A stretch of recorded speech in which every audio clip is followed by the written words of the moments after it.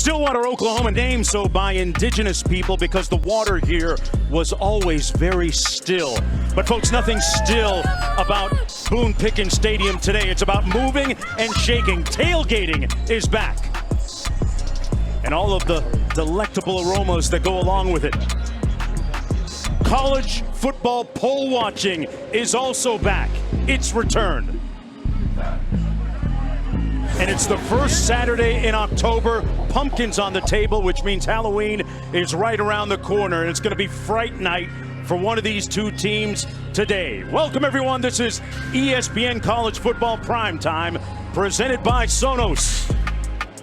You're watching the Big 12 Conference on ESPN. Over 52,000 here at T. Boone Pickens Stadium.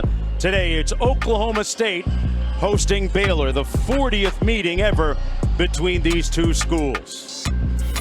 Hello, everybody. I'm Mark Jones, chopping it up with Heisman Trophy winner Robert Griffin III. Quint Kesnick down on the field, joining us in just a bit. What a terrific day, Robert, in college football. Alabama and Georgia have answered any questions that people might have had about their schools, and there's a lot of other teams with something to prove as well. Yeah, the upstarts didn't have a great day today, right? Arkansas and Ole Miss got it handed to them in those games. But when you look at Cincinnati, right, and how they go out there to Notre Dame and get a big win, Desmond Ridder, right, he might be on some Heisman lists now, you know, but it's just every week we get these teams that go out and prove that they are contenders or pretenders, and this is the theme of the weekend. Hey, this is one of 4 games featuring ranked teams going head-to-head. Both these teams, Robert, come in at 4-0, but both Oklahoma State and Baylor trying to prove the veracity and the validity of their respective 4-0 records, right? Correct. It's the theme of the weekend. Right. Pretender or contender. And these two teams both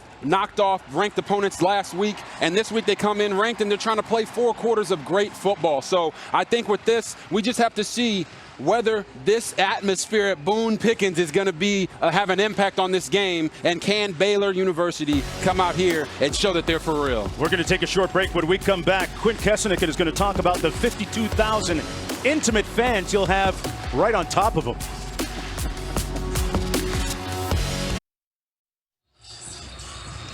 Oklahoma State Cowboys taking the field a moment ago.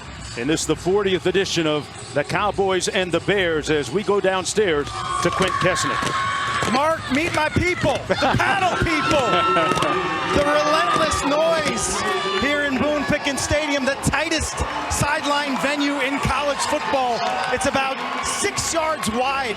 The fans are omnipresent, breathing over the edge into the opponent's huddle. It's like the Thunderdome. These sidelines, they're hanging in huddles, looking at X's and O's. No breathing room for the Baylor Bears tonight. Quint, make sure you watch what you say about them. They might hear you. I'm sure he can smell their breath down there right now. Well, Baylor won the toss, deferring to the second half. Oklahoma State will receive. Brendan Presley is back deep for the Cowboys. And we are underway. They'll come out first down and 10 to Oklahoma State from the 25-yard line. Spencer Sanders is the starting quarterback, completing 59% of his passes on the season, 4 touchdown tosses on the year against just 1 interception. But he's perhaps more importantly coming off the best game of his career last week, when he threw for 344 yards and a couple of touchdowns and an impressive against Kansas State. Jalen Warren in the backfield, number 7 beside him.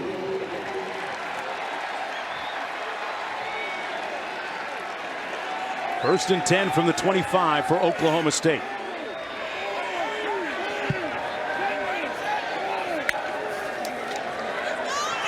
And it's going to be Warren on the game's first carry, getting over the left edge, and a nice healthy pickup for the first down and then some. He picks up about 20. Got a nice block on the edge as well from Sills. Yeah, we just talked about who's quicker when we talk about these keys. Who's going to start fast in this game, because it could decide the outcome, right? If Baylor can take the crowd out of it, then the home field advantage doesn't matter. But the Pokes want to do what they just did right there and get some good runs. Solve the puzzle. Both of these defenses want to change the picture on the quarterback, and we'll talk more about that right after this. First and 10 from the 46. Sanders on the move, throws a dart complete for another first down to the 39 to Tay Martin, their top receiver. Robert? So as we're talking about solving the puzzles, both of the defenses want to change the picture on the quarterback, but both offenses are looking for that TNT, those explosive plays down the field when they get one-on-ones. I love what Oklahoma State's doing right now.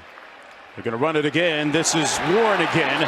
Broke one tackle, brought down for a gain of about 3 by Ashton Logan. It'll be 2nd down and 7. Warren, the transfer from Utah State, has been very productive for Oklahoma State in a season where they've had a lot of injuries at that position. He gets another carry and picks up about 3. Mike Gundy, the head coach, in his 17th year on the sidelines, and looks like he's trimmed that mullet a little bit, tightened it up, lined it up for this game. 4-0 coming in. He says that this team is unique because he really feels like they've overcome a bunch of early obstacles successfully. And a successful pass once again to Tay Martin. He's the big target for the day, right? Yes, Tay Martin is an NFL type of guy. Listen, he's only played in 2 games this year, and he's their leading receiver. That lets you know how much they want to get him the football. Cowboys going quickly here. Looking for the out and up. Sanders almost picked off by Christian Morgan at the goal line. A dangerous throw behind his intended receiver, Jalen Warren. Oklahoma State's been doing a really nice job of doing tempo to try to keep Baylor off balance. But right here, they fake the screen and get ready to throw it. And it looks like he's literally throwing it to Christian Morgan. Wow. You got to make that catch, brother. But I guess that's why he plays defense. 2nd down and 10. Just inside the 30-yard line, opening drive of the ball game for the Cowboys. Run it between the tackles. Warren brought down about a yard shy of that first down. It'll be 3rd down and 1. Dave Aranda in his 2nd year on the sidelines as the head coach for Baylor. Last year in a pandemic situation, didn't see his team until August on the practice field, as Sanders will come up just a little bit short on the keeper. Robert, interesting call coming up here, 4th and short. You're at home, go for it, right? Don't kick this field goal right here. You can hear the crowd. They're telling him how they feel about the spot. But if he was to bring that field goal team out there, they'd be telling him how they feel about that mullet. Making a substitution on the offensive line. Hunter Anthony comes into the ball game, and Baylor making some counter subs. 6 offensive linemen for the Cowboys going for it on 4th down. Sanders hands it off. Warren will get the first down. So they answer the questions on the game's first pivotal play, and they move the chains.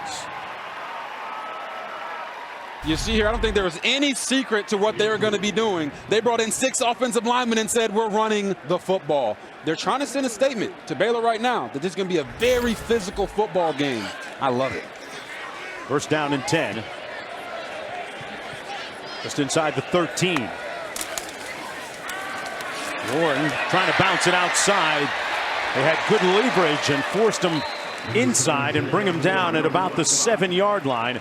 A tackle made by Matt Jones. Jalen Warren, great story, just 5'8", diminutive but extremely dynamic running the football game. Yes, and he's a Utah State transfer, and he wasn't even supposed to be the starter this year, but they've had so many injuries at the running back position that he was thrusted into that role, and boy, oh boy, has he answered. 387 yards rushing and 4 touchdowns on the year, and he's a guy that they really, really love.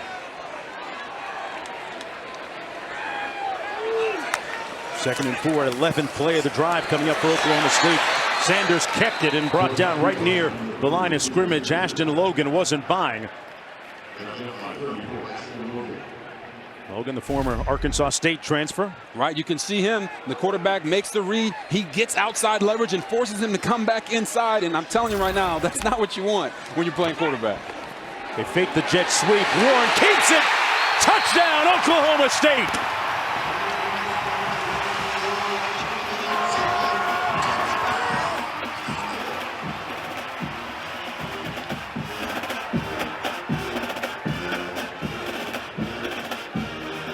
Warren with an 8-yard touchdown rush, and you couldn't have scripted a better opening drive for Oklahoma State.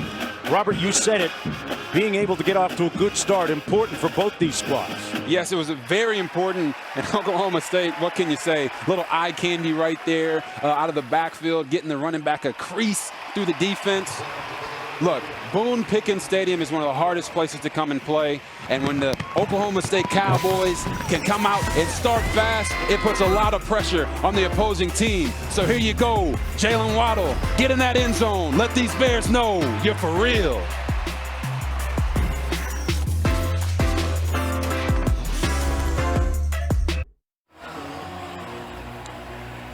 Welcome back, everyone, to T. Boone-Pickens Stadium in Stillwater, Oklahoma.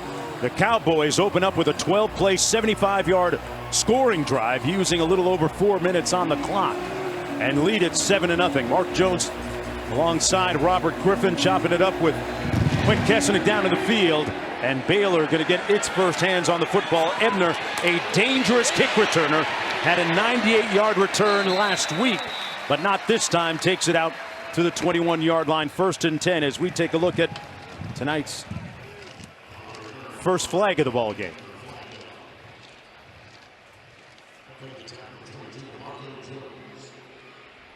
See who this is going to go against. But Ebner bottled up that time on special teams. Here's the call. During the kick, holding number 52, the return team.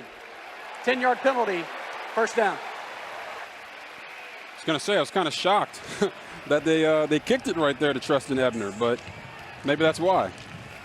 Hey, Robert, let's take a look at tonight's Chick-fil-A impact players and some intriguing matchups and guys to keep an eye on. Oh, yeah, we got Gary Bohannon. He's playing at an extremely high level right now, not only with his arm, but with his legs. And Treston Ebner, wow, this guy is a home run waiting to happen. But on defense, you got Malcolm Rodriguez. He's kind of like a wrestler, gets everybody down. And Devin Harper is a real NFL-level type linebacker. Bohannon hands it off on 1st down. Nice run between the tackles by Abram Smith. He's actually the team's leading rusher, picks up 7 on the play. As we take one more look at, you talked about wrestling and getting guys down. Pretty good hold here. Oh, wow, look at that. I mean, he tried to end that man's life right there. 2nd down and 3. Easy call. From the 17. Bohannon up top, got a man, caught at the 45-yard line. What a play.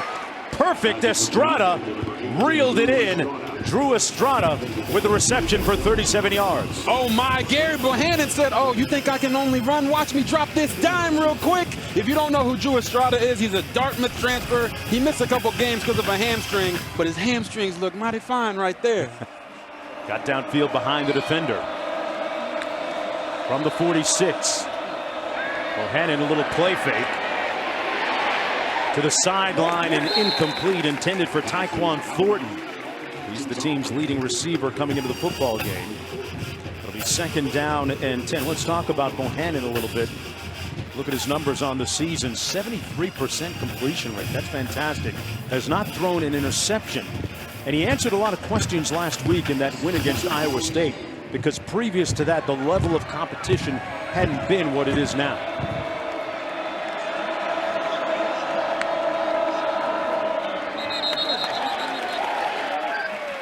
And another flag, our 2nd one of the game. False start, 76, offense. 5-yard penalty, 2nd down. Bohannon is 4-0 as a starter, and you have to love his story. The fact that he sat behind Charlie Brewer, the starter, for 3 seasons and waited his turn. Treston Ebner in the backfield. 2nd and 15. Trips to the bottom of the screen. Oklahoma State bringing some pressure. They got it off in time and incomplete. So it'll be 3rd and long coming up. You know, I've been watching Gary Bohannon for a really long time. I've been able to see him grow and develop over the years, and he talked with us about how he saw something that the team needed last year at the end of the year, and it was more vocal leadership from him. They had the same guys coming back, so what was going to be the difference? The difference was going to be in the work, and you've seen him put in the work. But right there on 2nd and 15, you saw Oklahoma State take a chance and bring some pressure, and Gary's got to do a great job of knowing where his hots are so they can stay ahead of the sticks. This is a tough one right here on 3rd and 15. They've been the #1 team on first down all season. But right now they're behind schedule, and they're going to be forced to call a timeout, it looks like here. With the play clock running down to 0. Dave Aranda wants to talk things over. Expired. First time out of the half, Baylor. They burned their first one of the ball game. 9:31 to go in the opening quarter. Back to Stillwater right after this.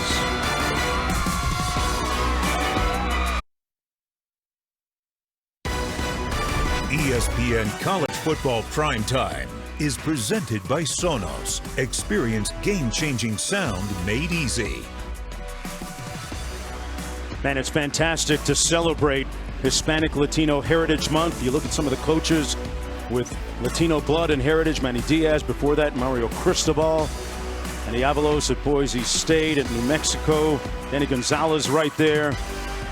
And Dave Aranda in our game, head coach of the Baylor Bears, talking to us earlier about how when he first saw Tom Flores, that gave him the inspiration as a younger man to know that there was a path available for people of his heritage and people that looked like him. 3rd and 15, little receiver screen pass, nowhere to go. The catch made by Estrada, but way short of that first down. He picked up about 4. So the Cowboy defense responds on 3rd and long.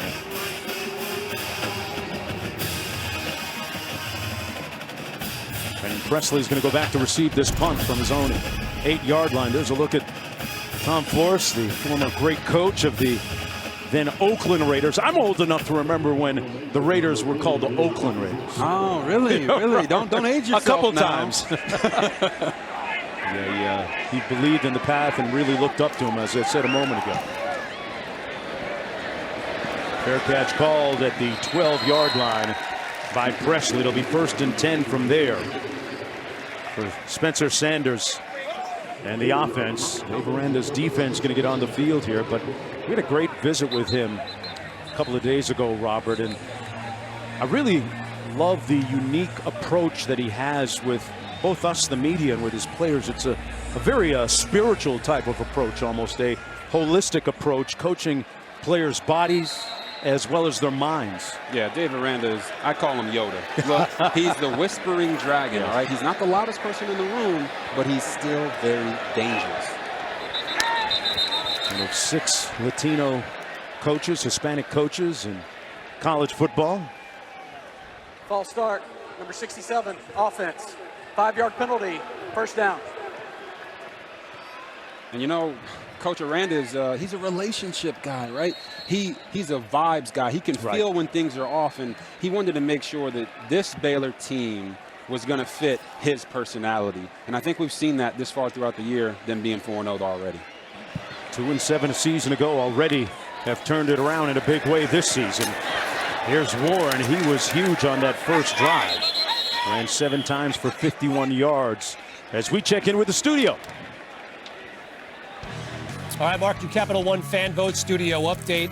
Final play of regulation, Sam Acho. Tanner McKee to Elijah Higgins. Yes, he took a huge hit earlier in this series. He came back and dropped a dime as time expired. PAT is good, Mark. 24-24. They go to OT on the farm. You could almost see and hear that receiver saying, I got a little one. I got a little one. Mismatch. He's too little. 8 minutes to go here in the first quarter. Warren tripped up, but instead it's a pass over the middle, complete to Tay Martin. The #1 target, their leading receiver. As we take a look at this week's college football rankings, brought to you by AT&T 5G. Right after this snap, Sanders. Tay Martin with another reception. At 15 coming into the game today.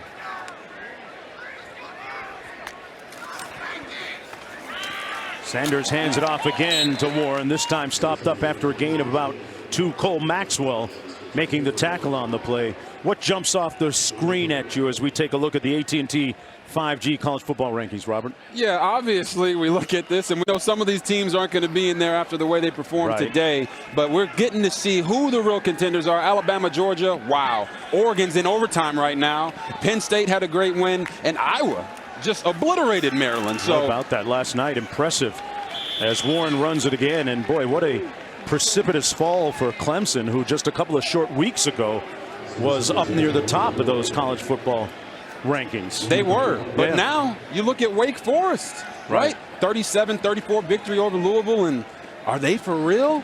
All they got to do is keep winning, as those Raiders say, right? Just win, baby. And as you see the struggles of the Oklahoma Sooners, maybe not as dominant in this conference as people thought they might have been. 3rd down and 6. Presley in motion to the top of your screen. Sanders gets rid of it quickly, picked off, threw it right to Tejada, and he ended up on his backside as well. And Baylor with the game's first turnover on the interception. Raleigh Tejada with the interception. I want you guys to focus in the backfield. Obviously, this is Raleigh Tejada right here who gets the interception. But look here in the backfield about this pressure. That is what JT Woods talked to us about needing to get so that they could make plays on the back end.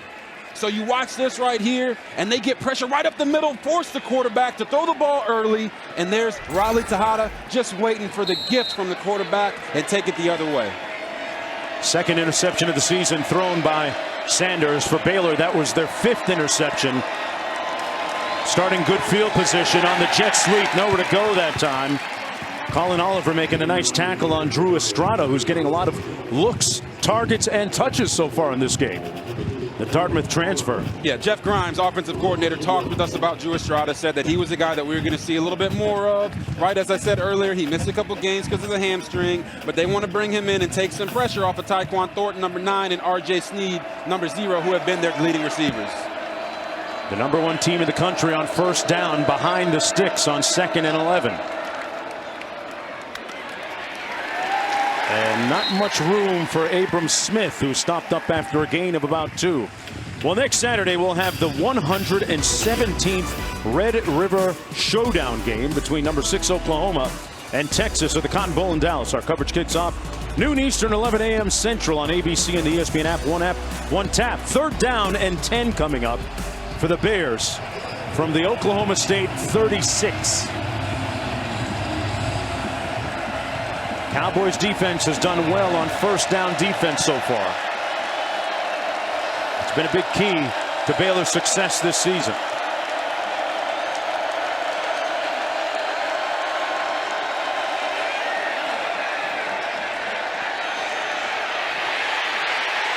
Bohannon sacked back at the 44. They got him.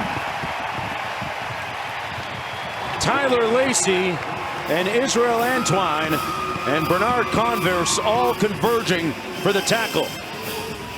That's their 14th sack of the season. You know, they decided to go with a boot keeper right here on 3rd down, and Gary has to trust his speed and stay on the left side of the field there because there's nothing working for him back when he cuts back across the field. You got more area to work. Maybe you can make something happen over there, but here cutting back across the field into the teeth of that defense is not what you want to do. Isaac Power punting. A guy that really did a great job last week in flipping the field in special teams in that win against Iowa State for Baylor. Did a great job. The junior out of Castle Rock, Colorado, with a nice punt. It'll be 1st and 10 when we come back.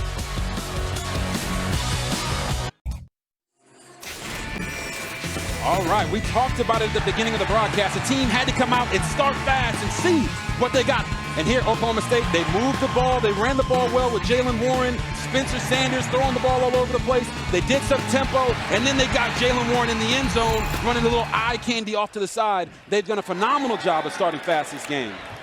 Warren runs it into the boundary on 1st and 10. Going to be stopped up for a gain of about 2 on the play. Jalen Warren, a young man who is from Salt Lake City, Utah, didn't have a lot of offers coming out of high school.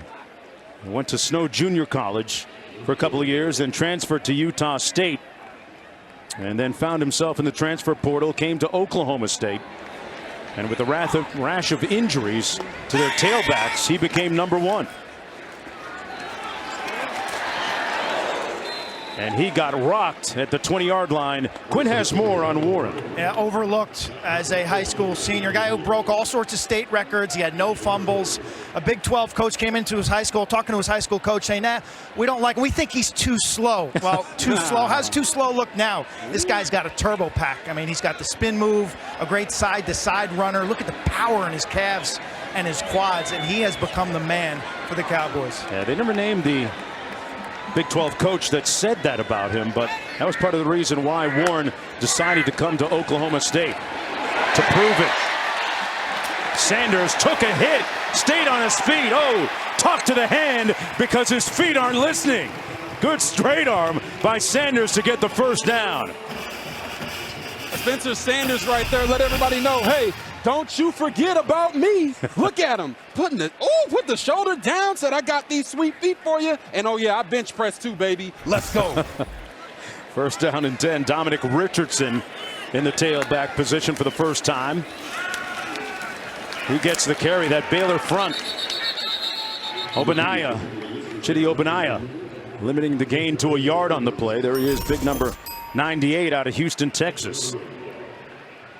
6'5", 305 yards. This defense going against a high-tempo offense here so far tonight.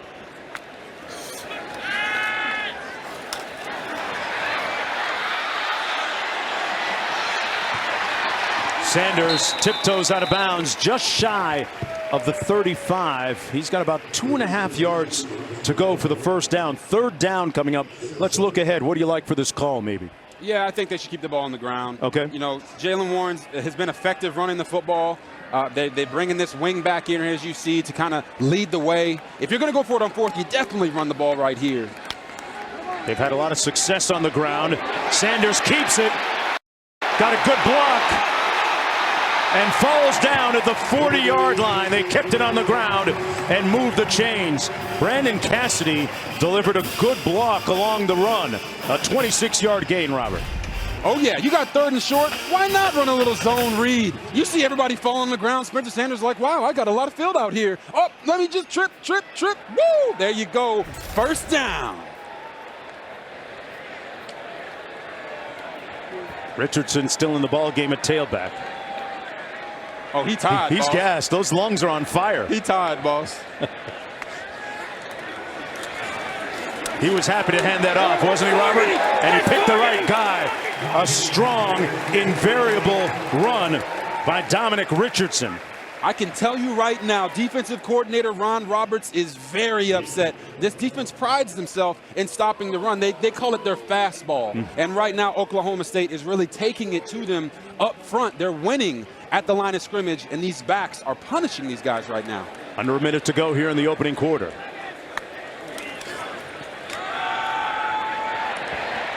And another first down on the ground. Richardson doing the honors again. We've seen Warren and Richardson have a lot of success on the ground. He picked up 5.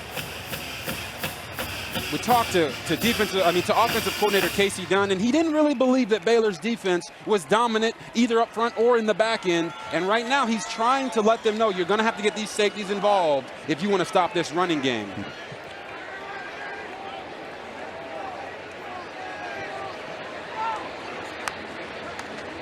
Sanders going to hand it off again. This is Richardson. Nice cutback. Picks up about 9. Robert, that offensive line just rolling up their sleeves and putting that defense of Baylor in the weight room right now. Yeah, right. I was going to say, right now they are. Casey Dunn said they want to simplify and let their guys fly. Right now they're being very, very physical. That is the end of the first quarter. Man. They are putting a lot of muscle in their hustle here in the first 15 minutes. Oklahoma State leading it 7-0 and threatening when we come back to start the second quarter of play.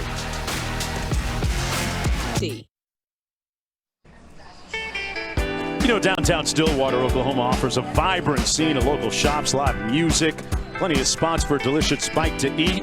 That's why various publications list Stillwater as one of the happiest places in America. Yeah, your morning coffee, and tell you what, Eskimo Joe's with a great meal last night for us. And but Robert, this is not such a happy place for you. They didn't ask you on the survey, did they? No, they didn't ask me on that survey, and I think everybody knows. Every Oklahoma State Cowboy that I run into always talks to me about, boy, you're 0-3 when you came here. You know what?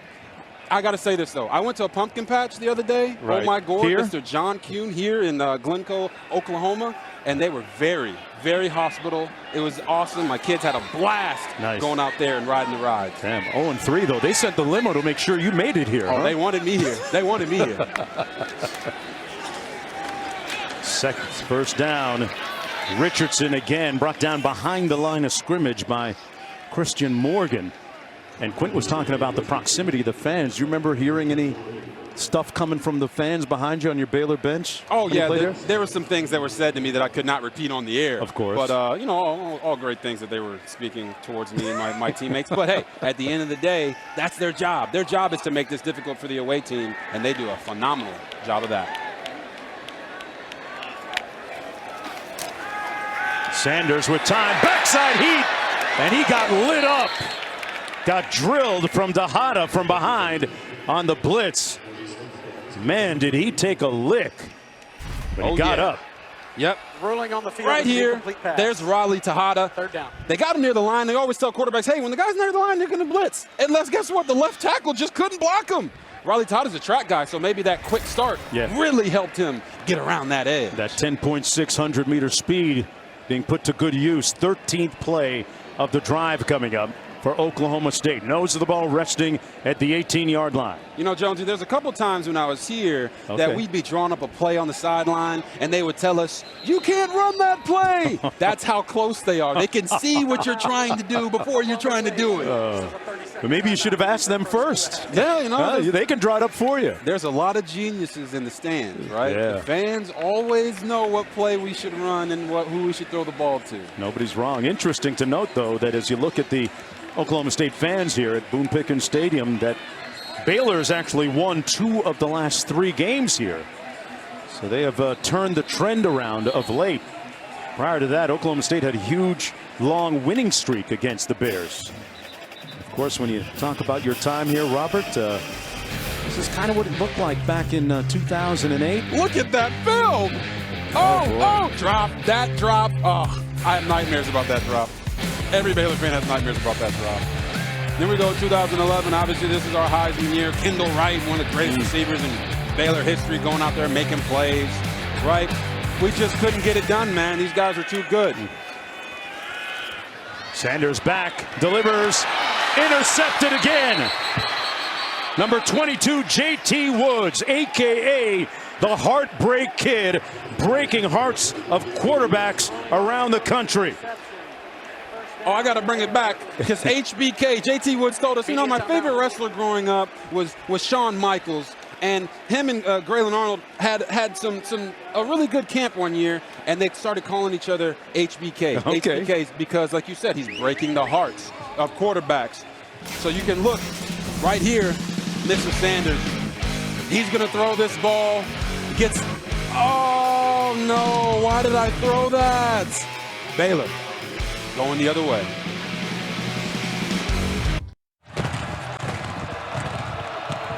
Back to Boone Pickens Stadium. First down and 10 for Baylor after the interception. It's been tough sledding on first down for the Bears today. For the most efficient team in college football on first down going into the day, that was Treston Ebner picking up a few. Malcolm Rodriguez making the tackle on the play for Oklahoma State. Ebner was averaging 7 yards per carry coming into the game today. And look what Baylor's done as a team on first down. 5th best in the country. But not the story so far.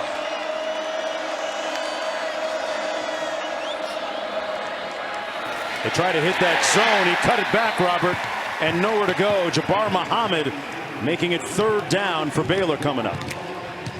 Yeah, Jabbar Muhammad just playing out there at the corner position.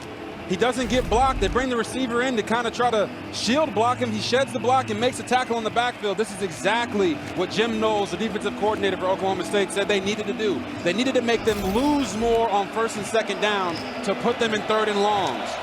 Let's see what Gary Bohannon and the Baylor Bears can do on this 3rd and 7 to move the chains.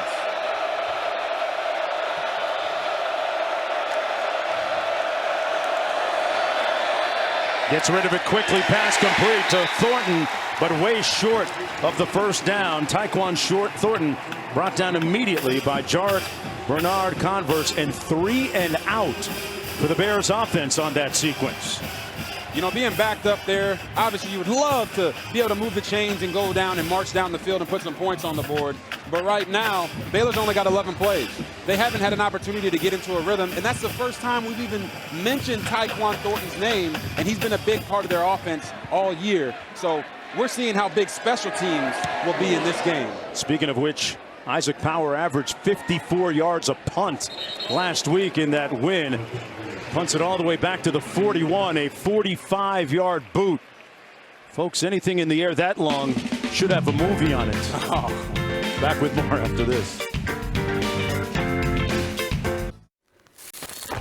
Rocket Mortgage Studio update. Crazy finish in Palo Alto. Acho, Tanner McKee to John Humphreys in overtime. Yes, in overtime, John Humphreys, bing, bing, bing, bing, like Plinko, he gets in the end zone. PAT would be good. One last gasp for Oregon. 4th and 8. Anthony Brown sideline to Micah Pittman, but he was out of bounds. Yes, all you need in college is 1 foot down. He got no feet down. Down goes Oregon. Huge loss for the Ducks, Mark, and the Pac-12. And Stanford improving to 2-1 in conference play, and boy, Robert, I really think that opens up the door a little bit more even for Cincinnati, a team that came up big again against a quality opponent on the road today.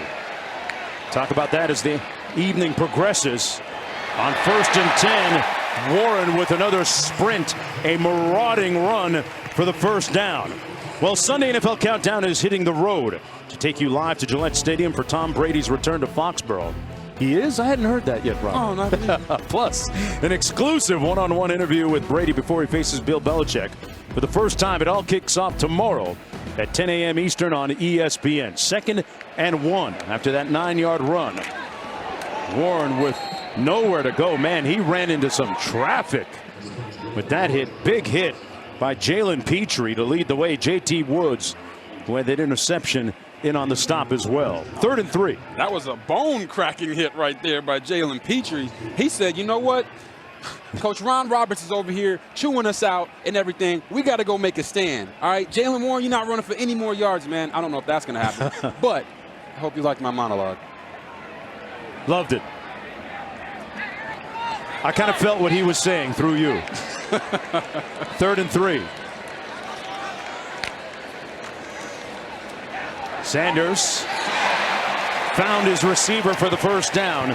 Number 28, Blaine Green, one of a couple of true freshmen, Robert, that started early this year because of injuries at that wide receiver spot for Oklahoma State. Oklahoma State has seen a plethora of wide receivers playing. And I got to mention this.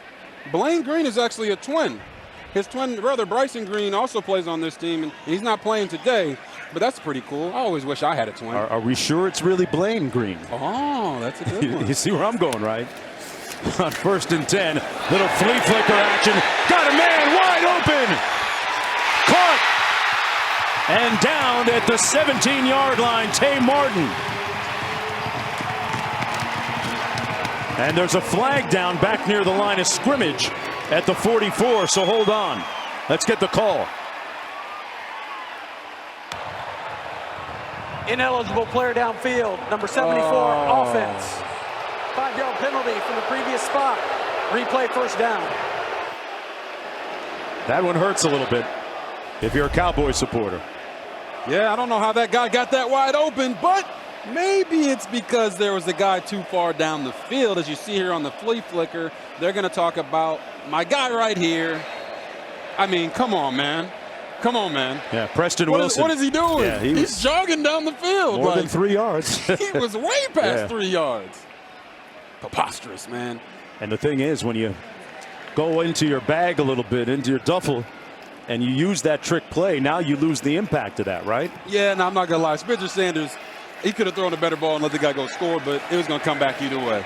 Here's Warren trying the right side of that offensive line. Let's go downstairs to Quint. Robert, it looked like the clock in his head was just off. He thought it was a normal pass and released downfield. What do you say to that offensive line when he comes back to the line of scrimmage as quarterback? Hey, man, I need you to keep blocking for me. We'll overcome this in the future. You know, what I think it really is they've been running the ball so much, maybe his head's just a little spinning right now. Yeah. Second down and 12.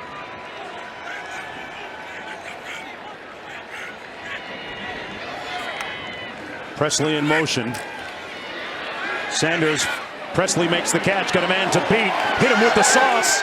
Couple of moves down to the 40. Brendan Presley with a couple of nice shakes there, picked up 10. It'll be third and a manageable couple of yards to go. I mean, how fun is this, right?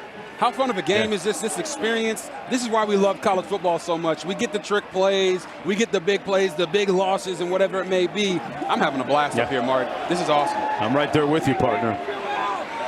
Third down. I formation. The good old-fashioned lead play, and nowhere to go. The intransigence of the Bears defense showing up as Matt Jones makes the stop. And it's fourth down, big time play. Here you see Matt Jones, who is filling in for a guy who's a bona fide player, and Terrell Bernard. And he has, I think he's got about 8 tackles today. He's all over the field. Fourth down and 6.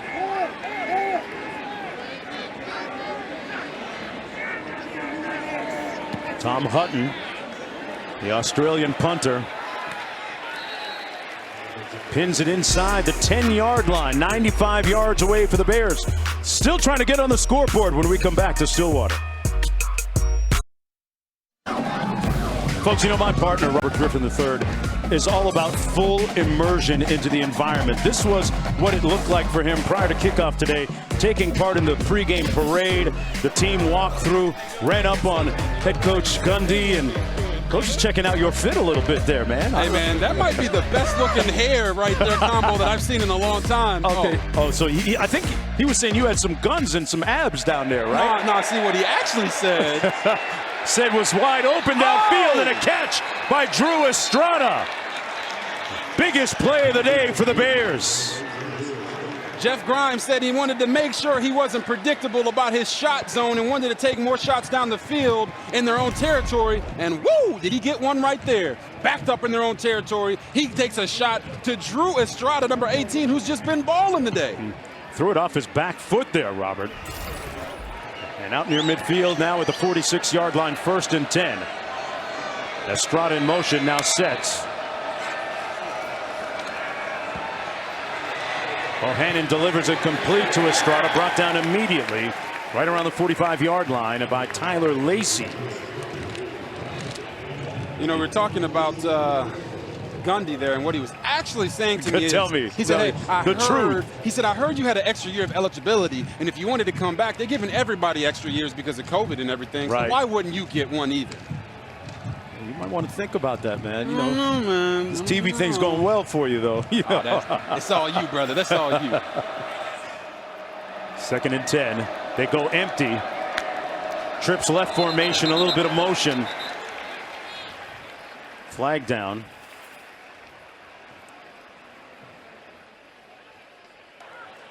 False start. Number 65, offense. 5-yard penalty. 2nd down. 2nd down coming up after the penalty. So on a weekend when Oklahoma State is celebrating the 10th anniversary of their 2011 Big 12 championship team, how's your memory lane walk going so far here? You know, you got Brandon Weeden down there looking like he's about 47 years old now. But, hey, at the end of the day, they were a great team. Brandon Weeden, Justin Blackman, Justin Gilbert, these guys were phenomenal. Great history here for Oklahoma State. The pass complete. Number 21, Josh Fleeks. Fleeks with his 7th reception of the season, picks up 14 as we approach 6 minutes to go. That 2011 team was pretty stacked. Yeah, you know, Jonesy, some guys, they feel real bitter towards teams that beat them in college. But what I can do is I just respect the fact of how good they were. They were the Big 12 champs. They were ranked number 3, and they gave it to us in that game. It made us a better team, and we finished the season strong.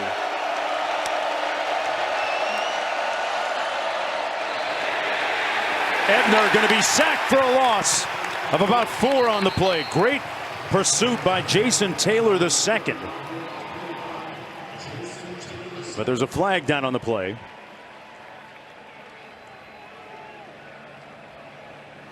Haven't seen Baylor get that zone, that stretch zone in rhythm yet, Robert. Talk about that a little bit after this announcement, after this call.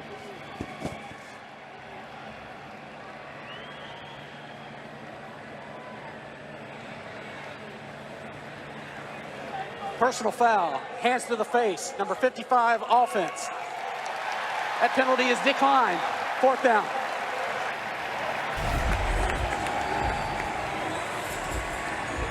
Oh, you see it right here. This is a retaliatory act right there by Xavier Newman-Johnson. As you saw, the defensive lineman kind of got underneath his face mask. And what did he do? He got right back under his face mask. But they always say, hey, man, they're always going to catch the second guy. How about that? 4th down coming up, and in comes Isaac Power, one of the MVPs of their win last week. That special teams game, the punting game, was a big success. But this one caroms into the end zone. It'll come back out. A 50-yard punt, nothing on the return. Sanders with the rock when we come back. Kevin Connors in studio. Coming up on the DirecTV stream halftime report. Much more on the huge upset in Palo Alto, how Stanford was able to take down Oregon, and who that win may help most. Speaking of, more on arguably the biggest win in the history of Cincinnati football, and major statements today by both number 1 Alabama and number 2 Georgia. All coming up when you join me and Sam Acho for the DirecTV stream halftime report. Mark? All right, back here, 1st down and 10. Sanders going to hand it off to Dominic Richardson. And Richardson keeps those legs churning and picks up almost 7 yards on the play. With 5 minutes to go here in the first half of play, Mark Jones chopping it up with Robert Gifford the third. Quint Kesnick down in the field on this, the first Saturday in October. A pivotal game between Oklahoma State and Baylor. Big 12 consequences hanging in the balance. Richardson trying to bounce it outside, and wrapped up. There's a flag down. Richardson down just around the 31-yard line. That's going to be a hold on Cole Birmingham. Left tackle is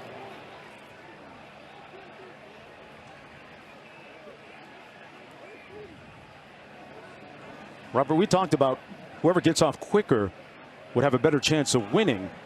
Holding, number 67 offense. 10-yard penalty from the previous spot. 2nd down. Hasn't seemed to help either team right now, though. You tell me. It hasn't, but Oklahoma State went out first drive, put 7 points on the board. As you see Cole Birmingham here get the holding call on the run. But we also talked about changing the picture, right, and solving the puzzle of the defense. But because Oklahoma State's been going so fast, Baylor has been forced to line up in what they're going to play and haven't been able to change that picture.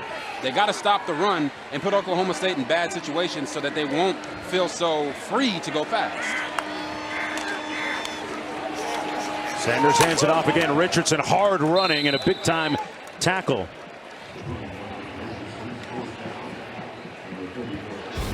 Well, our Week 4 Monday Night Football matchup has Las Vegas in Los Angeles taking on the Chargers. Our celebration of Hispanic Heritage Month continues at 8 Eastern on ESPN Deportes and the ESPN app. Monday Night Countdown from LA kicks off coverage at 6 Eastern, 3 Pacific time. Oh, you definitely from Miami, the way you just said Deportes. You got to roll those R's, man. You got to, baby. Backside heat. And that pass incomplete. Good pressure coming from number 45, Jackson. And it's going to be 4th down coming up now as a result for Oklahoma State. Is it me, or does it just feel like every single time Spencer Sanders goes back to drop on a 3rd down, he's getting pressure whether it's up the middle, from the side, and he just looks uncomfortable out there. I don't know what throwing technique that was, but I've never seen that one from any of the QB gurus. Well, his head coach Gundy has talked to him several times through the years about controlling his emotions. On the punt return, Ebner, who had a big punt return last week to help preserve that win, a 50-yard punt. Let me go down to Quint. Yeah, in obvious throwing situations tonight, both Sanders and this Cowboy offense have clearly struggled as you see a Oklahoma State player on the field, whether it's a lack of protection or his inability to read coverage and work through his progressions. It's been a disaster on 3rd and long in obvious throwing situations.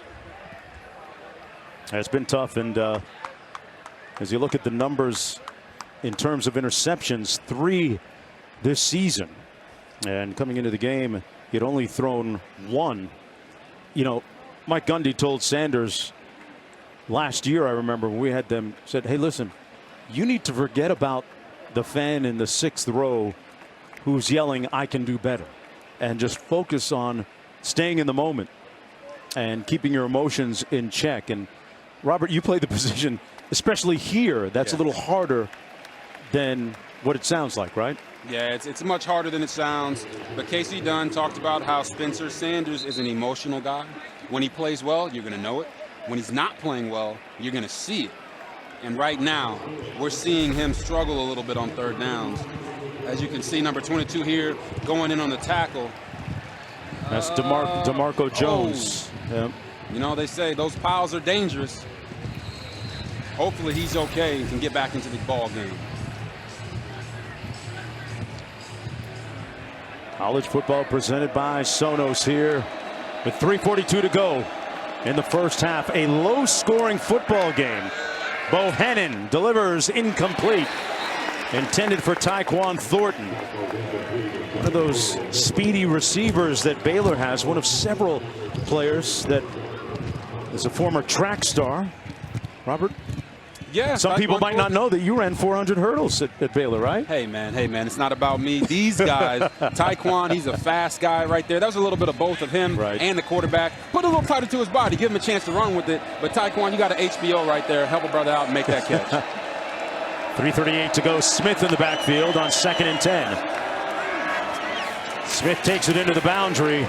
There's that zone play, but picks up only about 2. Antwine, a weight room legend here at Oklahoma State, making the tackle on the play. There he is, number 95.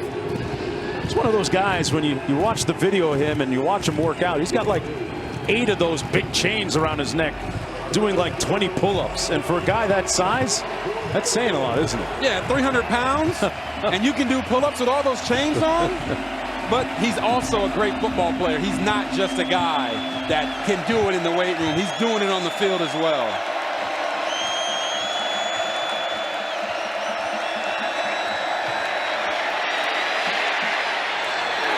Almost intercepted, incomplete. Jason Taylor broke it up.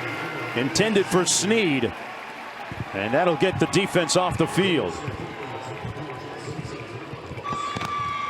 Good heat on the quarterback once again. Yeah, you just see the chaos looks, the pocket just looks like chaos here, right? Gary does a good job moving forward, but his throw is impeded by one of his own guys right there. I mean, this game. Yeah. Defensive struggle, special teams continuing to play a role. Let's see if they can flip the field again. Isaac Power intending to do just that. A lower kick this time. Brought down at the 25. And about 3 yards on the return. Jackson, a 41-yard punt. It'll be 1st and 10 from just outside the 30-yard line. And the struggle continues. Hey, if you had called 7 points being the total in the first half in a Big 12 college football game, you knew something. Listen, the Big 12 is all about points, and it is all about offenses scoring them in bunches. So when you see a defensive struggle like this, it makes you wonder, is something off? What's going on here? Maybe it is Boone Pickens Stadium. Maybe it's because Stillwater's the nicest place in the world. Oh, according to surveys. Happiest place in the world for small town living. Jalen Warren in the backfield. Trying to hit that seam. And a nice gain of about 7 on the play.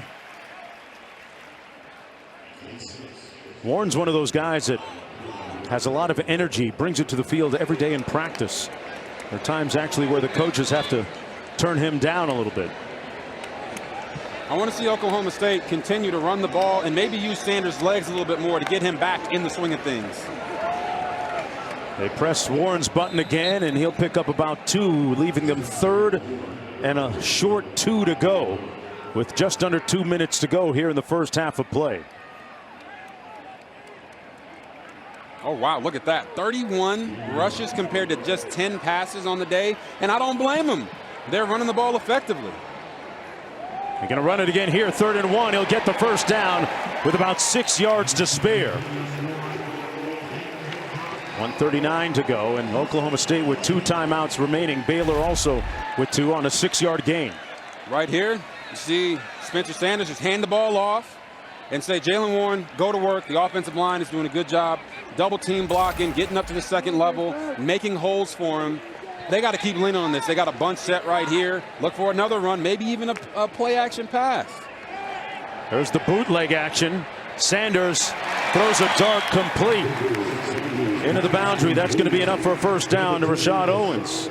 Now this is more of what we saw on that first possession when they went out and scored 7 points. Run, do a little boot action, right? Maybe take a shot. But they have to understand what they're doing well and keep doing that.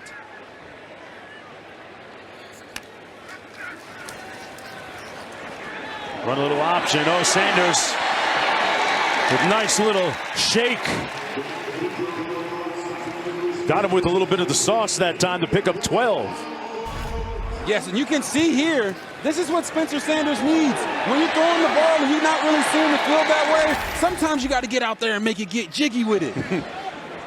Under a minute to go. Looking a little bit winded after that run.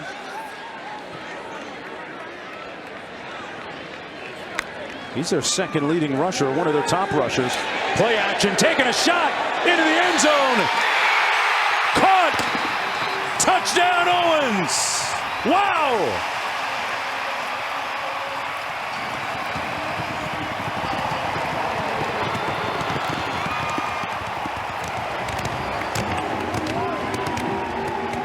You know, Jones is just something about that number 10, right? That number 10 just makes you feel good on the inside. And I don't know if Casey Dunn can hear us right now, but we talked about run the ball, maybe do some boot actions and take a shot over the top. And that's exactly what they did right there to perfection.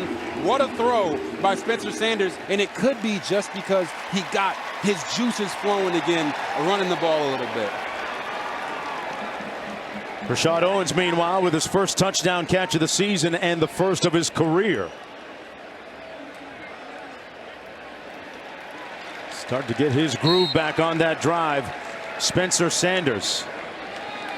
You know, it's like sometimes when you're playing basketball and they say, hey, man, his shot's off a little bit. Let's get him a free throw. Get to the line, make that first free throw, and then everything starts to fall for you. Great analogy. Knocks through the extra point. 36 seconds to go in the first half. Spencer Sanders dropped it right in the basket. He said, they said I can't throw the ball. Look at this. He throws it way, way over the top. Pistol Pete's right there. This gentleman right here is putting his hands up in the air. He doesn't know, is it a score? Is it not a score? But guess what? When you wear that number 10, sometimes you levitate and you get both feet in. Great presence of mind to go up in traffic and come down with it like that. And a great reaction from quarterback Spencer Sanders, who talked to us earlier about being more proficient on the deep ball. That's exactly what he did on that pass. Right there, I could feel him take a deep breath and say, I know I can do this. Great throw by him. Excellent execution from the offense. And now it's time for the Baylor Bears to respond because Oklahoma State is rolling.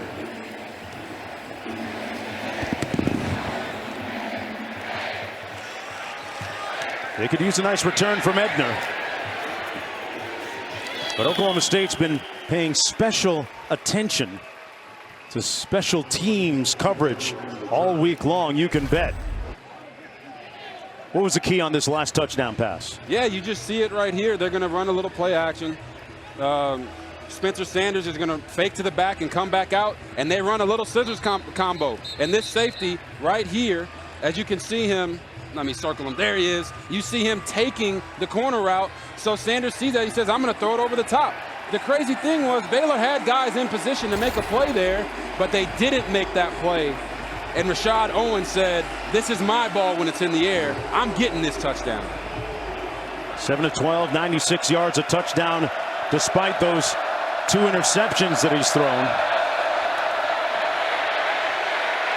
Bohannon completes it to the 25 to his tight end Ben Sims, who had a touchdown last week in that win. 5-yard gain on the play. 25 seconds to go.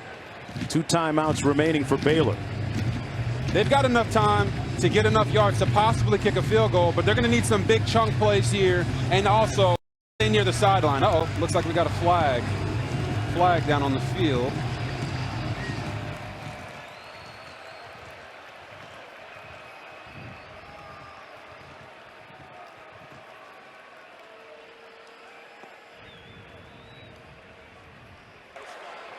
Illegal touching on the ineligible receiver, number 86 of the offense. That penalty is a loss of down at the previous spot. 2nd down. Illegal touching. He must have went out of bounds and been the first person to come back in and touch the ball, but that's the first time we've called 86 Ben Sims' name, and he's been a big part of their offense as well this year. So when they go into halftime here, they're going to have to try to find a way to get the ball to their playmakers. Bohannon, looked like he intentionally threw that away. Ebner was right there in the vicinity. It'll be 3rd and 10 coming up. 21 seconds to go. Ebner comes out of the ball game. Smith comes in on 3rd and 10. It seems right now like the best thing for Baylor would be to go into halftime and not make any mistakes. I think that was a very mature play right there by Gary Bohannon to throw the ball away on a screen. They had it covered.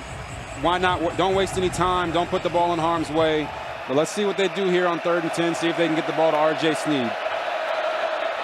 They're going to hand it off to Abram Smith. Got to hold on to that ball, secures it, and is brought down at about the 23. So 4th down coming up, and in comes Isaac Power, their punter. Malcolm Rodriguez, who has been ubiquitous all season for them, all over the field. Timeout, Oklahoma State. Their 2nd of the half. Leads them in tackles with 43 coming into the ball game. And you know, Mike Gundy is a coach that covers a lot of bases and wears a lot of hats, and I mean that in a literal sense. Hooking up the officials after he dropped his. Hey, Gundy's feeling good right now. His team's up 14-0. Defense is playing lights out. Little PR work, right? Right. Little PR work right there. Just a little bit. Try to get the ref on your side, make him feel good about you. You're at home. But I talked about them getting the ball to R.J. Sneed there. But what it looks like, is Baylor is content on going into halftime down 14-0 and resetting and trying to come back out and really just awaken their team on all sides. Defense has been very opportunistic, but the offense has to figure out a way to score here in Boone Pickens Stadium. That was the 4th 3-and-out for Baylor a moment ago as Isaac Power comes in, the former construction worker in Australia before he joined the Kicking Institute, where he was subsequently discovered. And that is an awesome punt that goes all the way down inside the 10. So he flips the field again. Isaac Power, another one of those very proficient Australian punters. I was going to say, was that a powerful punt? Hey now. I don't know. He was a little mad there right there. Like, what are you doing? Let it go down to the 1. Right. Look, man, trying to get his bag and his numbers up. He's like, what are you doing? Come on. I don't think that was an Australian accent, but I tried. That was really bad. Just call it what it is. Call a spade a spade. Well, Power and Hankins, the place kicker, both Australian kickers. What's their combined age?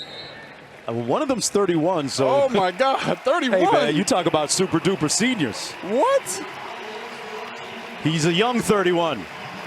Dave Aranda's team trailing 14-0 Quint will tell us what he said on the other side when we come back. 14-0 at the break.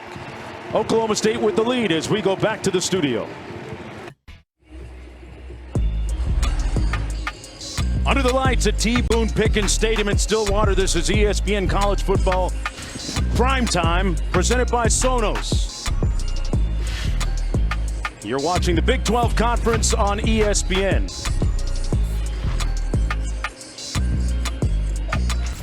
Now we'll take you from plan to play, brought to you by Northwestern Mutual.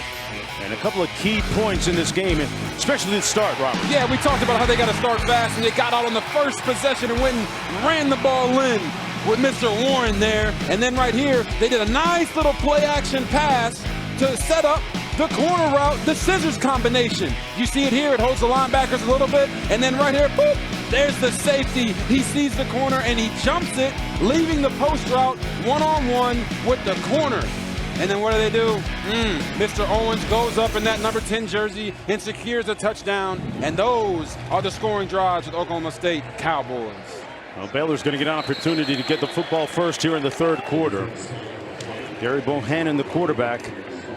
7 touchdown passes against 0 interceptions coming into the football game today, but it hasn't quite gone his way. Robert, as you and I were chopping it up during the break, we talked about them being able to take some deep shots, a little bit more Tyquan Thornton in our life, right? Exactly. We want to see them get the ball to their playmakers. Tyquan Thornton, R.J. Sneed, they're not getting them involved in the game plan, and because of that, you see their offense is starting to stall. So I actually, aside from the throws, I want to see them get Gary more involved in the running game. Okay. He's a very physical runner, and if they want to get back to that number 6 ranked rushing attack, they're going to have to use him. Well, here he goes, taking it off. Dialed up his own number, took out his do-it-yourself kit, and close to a first down. Flanagan making the tackle. Kent? If Oklahoma State's going to stack the box, Dave Aranda says, well, we got to open things up on first down and throw the ball a little more on first down. You saw on that last play, they go empty, spread them out, and use the QB draw. So you look for a little more creativity on first down for Baylor. This is a team who's had great success this season on first down, just not tonight. 2nd and 1, pitch into the boundary, nowhere to go that time for Ebner. Made one guy miss, then Rodriguez hit him with some smoke. Wow, Malcolm Rodriguez with a big-time hit, a converted safety from a season ago. It's going to be a loss of 3 on the play. He's one of the more active defensive players, leads them in tackles coming into this football game.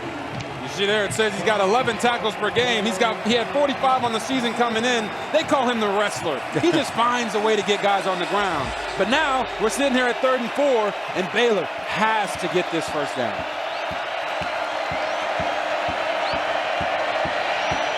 Bohannon on the bootleg is going to get the first down with about 4 yards to spare. Picks up 5. Some of the pertinent numbers from the first half. Baylor was 6-3 and outs. Just a couple of first downs. Very unlike the trend that they've established coming into this football game, especially on first down. Look, I've been a part of these types of games, right? Being here at Boone Pickens Stadium.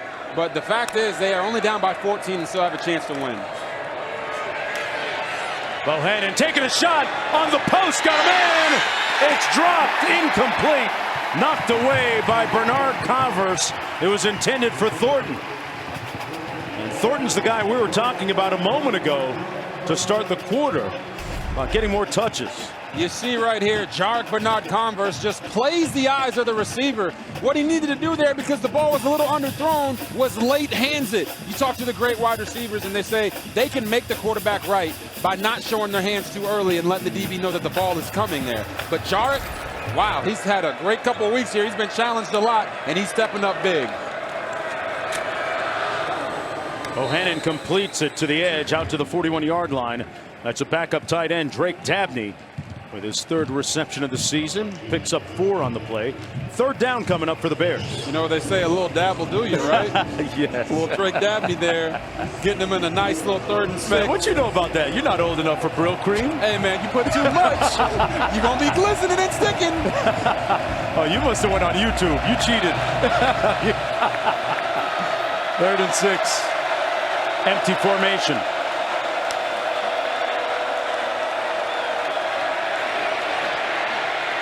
Bohannon will lunge, and it looks like he got enough for the first down. Let's see where they spotted. And it's going to be a first down. Got it with a yard to spare. Great effort. As Baylor continues to spread everybody out, show a little more creativity, they're putting the ball in Gary Bohannon's hands and saying, look, we need you to go get this for us. It doesn't matter how you get the yards. It doesn't matter how you get the first down. It's the fact that you got the first down. And they really needed that coming out here in the second half. First down and 10 from the 48. They fake the reverse. Ebner tried to turn the corner and brought down for a gain of nothing on the play. You know, back to Bohannon, interesting story from a town of 2,400 people. Population 2,400, 28 miles west of Memphis, said that he chose Baylor to play football because of the size and the affinity for former head coach Matt Rule. And Robert, I know you had some interactions with him as a youngster in some of the football camps there. We'll talk about that after this play. 2nd and 10 coming up. Alabama, Arkansas, LSU, Georgia, Auburn, they all offered Bohannon as well at quarterback.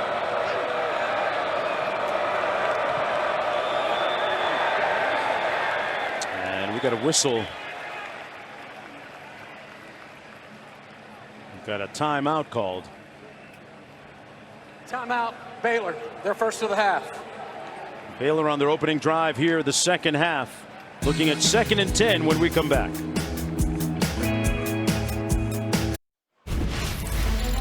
There's been a litany of coaches that have gone through the doors at Baylor.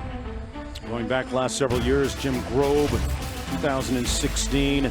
Matt Rule taking over before leaving for the NFL. And now Dave Aranda took over last year, went 2-7, but on a great track right now. A predetermined quarterback run, and Bohannon keeps it. Picks up about 3 on the play. Devin Harper making the stop. There's a look at the chronology of it all. Jim Grobe, Matt Rule, and then Dave Aranda presently, but there's a bigger story behind that.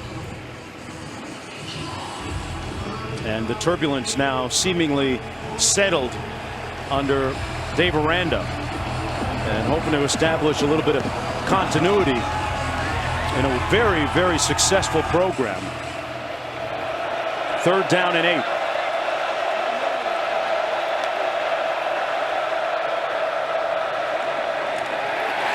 And nowhere to go that time for Treston Ebner. Got a yard, 4th down, and that's where the drive dies for the Bears on the 49-yard line of Oklahoma State. Good tackle by Devin Harper.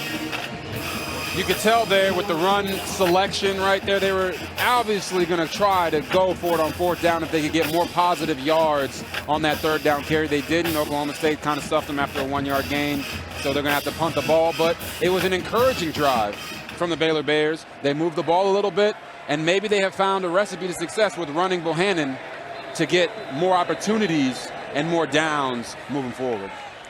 This is going to be the 7th punt of the night for Isaac Power. Flag down. False start, number 19, offense. 5-yard penalty, 4th down. So that'll push it back a little bit. Isaac Power, talked about him being a former construction worker in Australia before joining the Kicking Institute in Australia.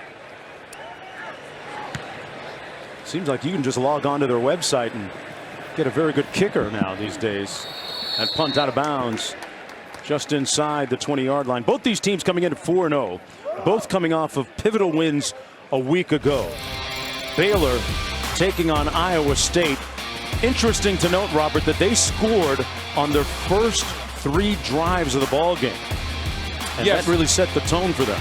It really did, and they were on fire, honestly. In the second half, they got shut down a little bit, and it seems like it's carrying over to this game. But with Oklahoma State, they had a ranked opponent in Kansas State, and they went out, and they won a game and upset Kansas State there. So you're kind of wondering, like, who's real, who's not, who's playing well, who's not playing well. And right now, Oklahoma State is leading this ball game because they're executing their plan better than the Baylor Bears.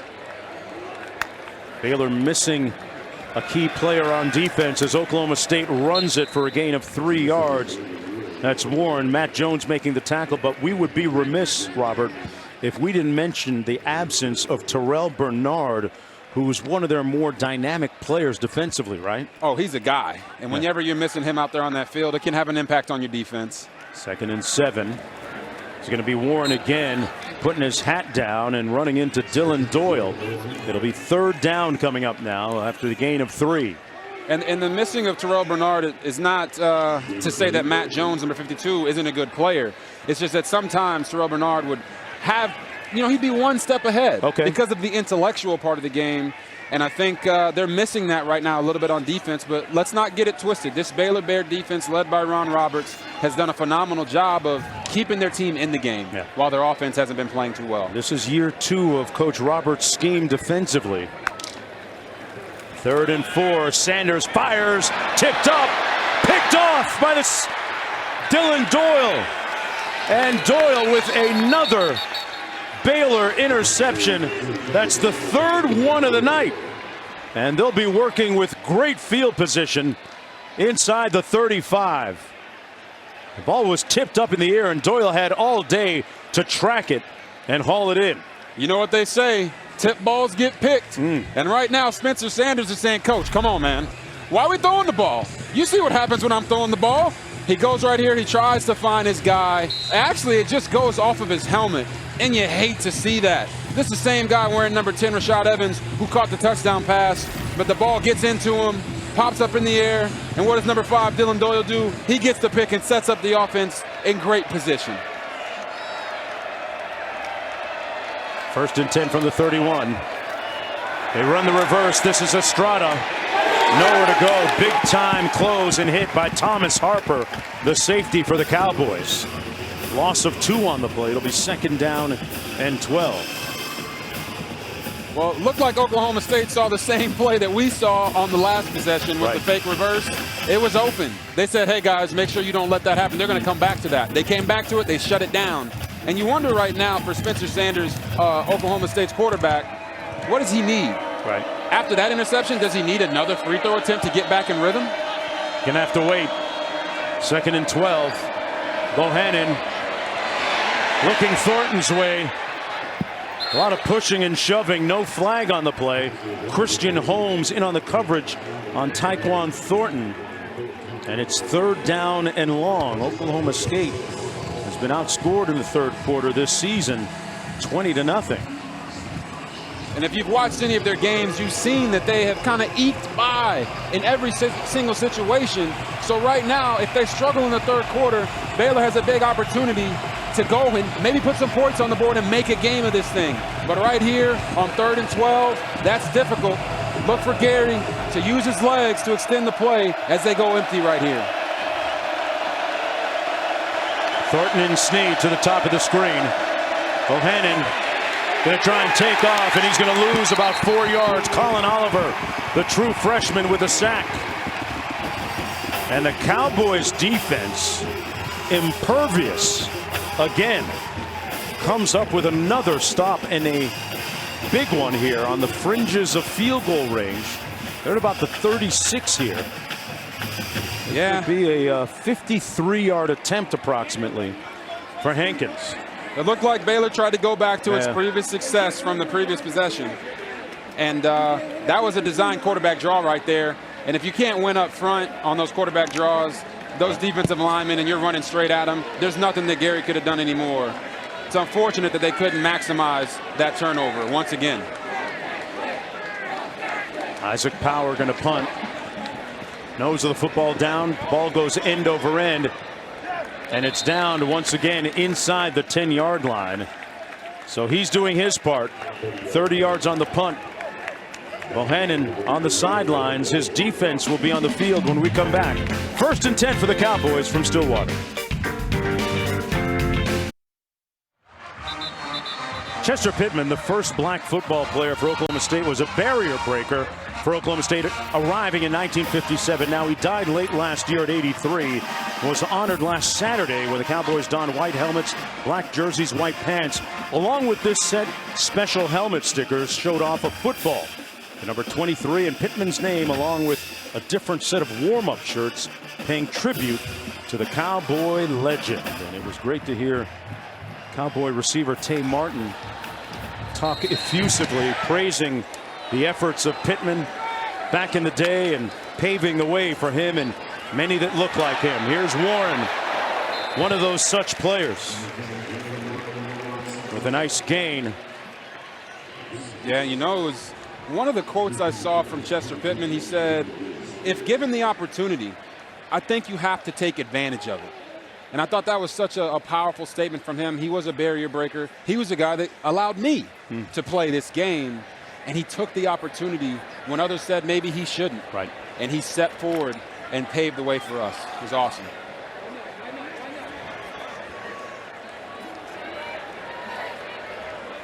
Second and 4. First down, Warren. Pittman became a teacher and a coach in Kansas City, Kansas, after having grown up on a farm. But the conditions that he persevered through, the hostile environment, whether it was being booing, whether it was not being allowed to eat with teammates, to stay in different hotels on the road, trailblazer, pioneer, and the strength of his character endures with that number 23. Yeah, great point, Quint. The layers of overt racism that he had to face back in the day, frankly, are admirable that he would make it as far as he did.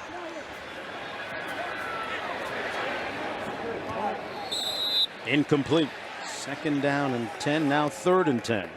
To Quint's point, I read that Chester Pittman had to sleep in an empty dorm on a black college campus in Arkansas because he wasn't permitted to stay with his white teammates at a road game. And he's just like, man, that's just unthinkable that he had to deal with such things as he was breaking down barriers for players everywhere.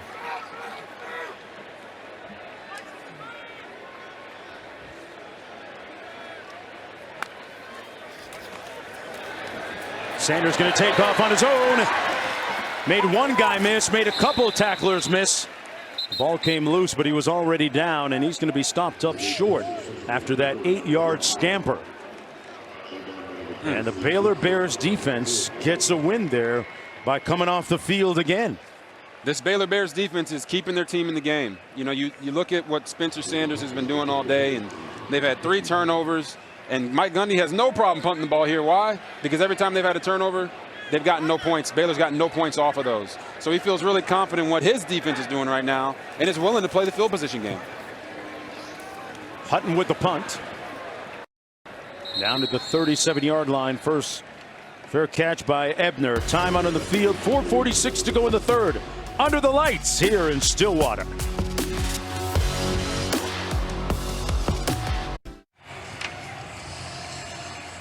Next Saturday, we'll have the 117th Red River Showdown game between number 6 Oklahoma and Texas at the Cotton Bowl in Dallas.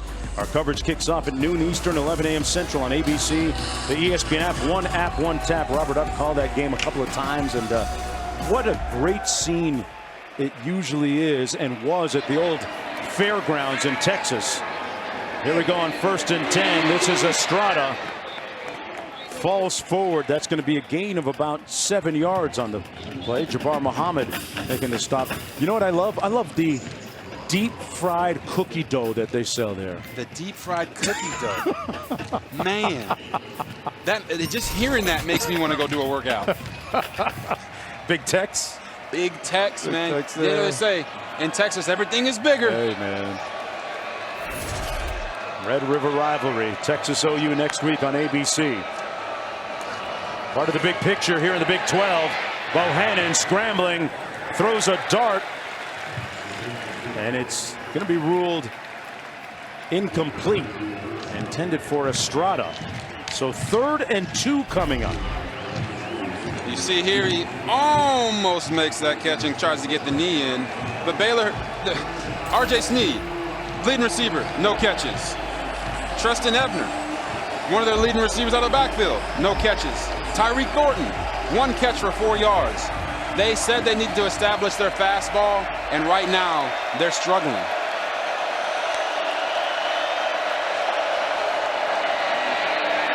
Ebner stopped up, nowhere to go. He hit a stone cold wall on 3rd and 2. Devin Harper led the charge.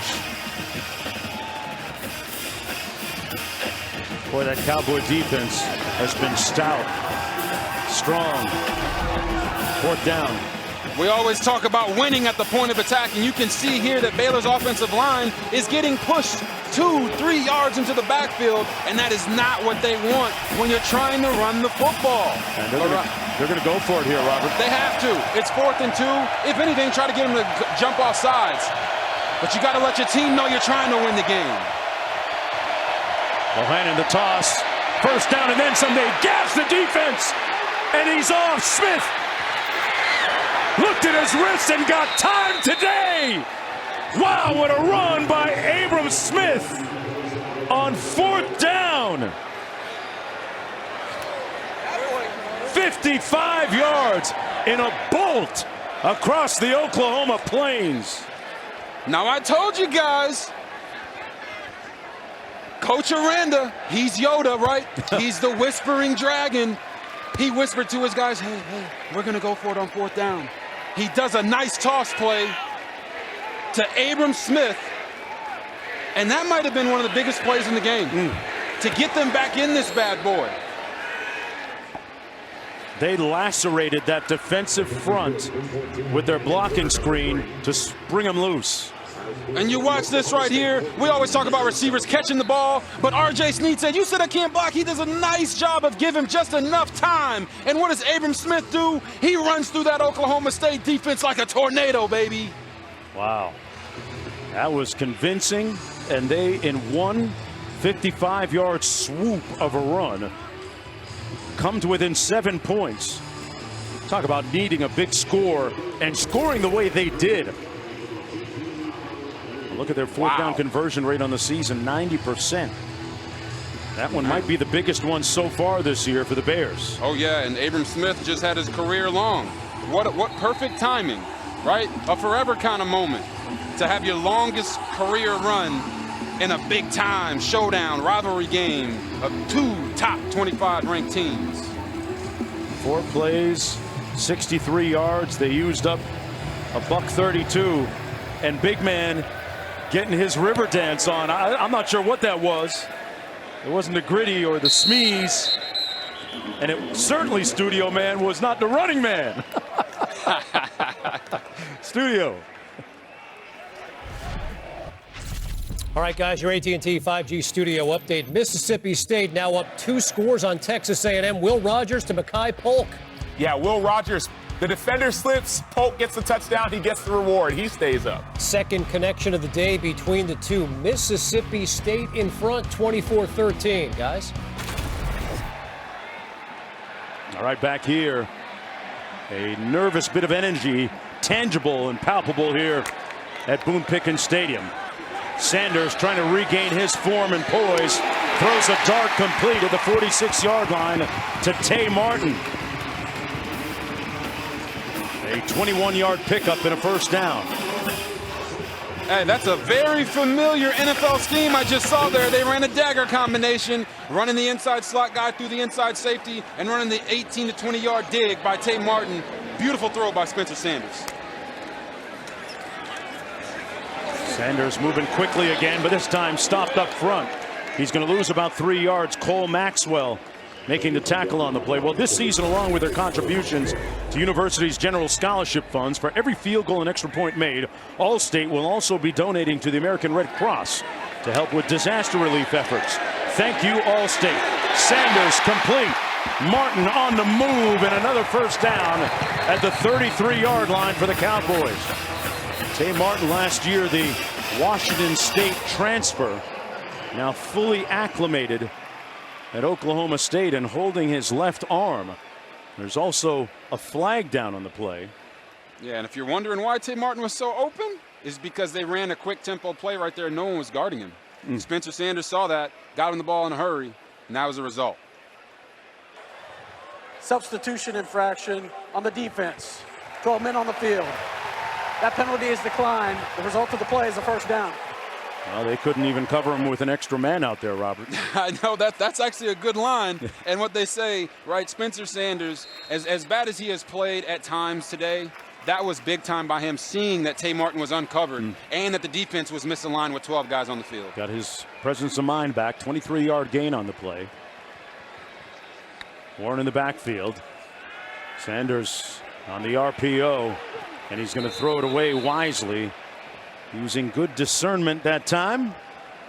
You think Sanders has his flow back after that last interception? It just feels like, he gets into a flow and then boom, something bad happens. Gets into a flow, boom, something bad happens. Right now, he does appear to be in a flow, and I know for the Oklahoma State fans, they hope that it stays that way.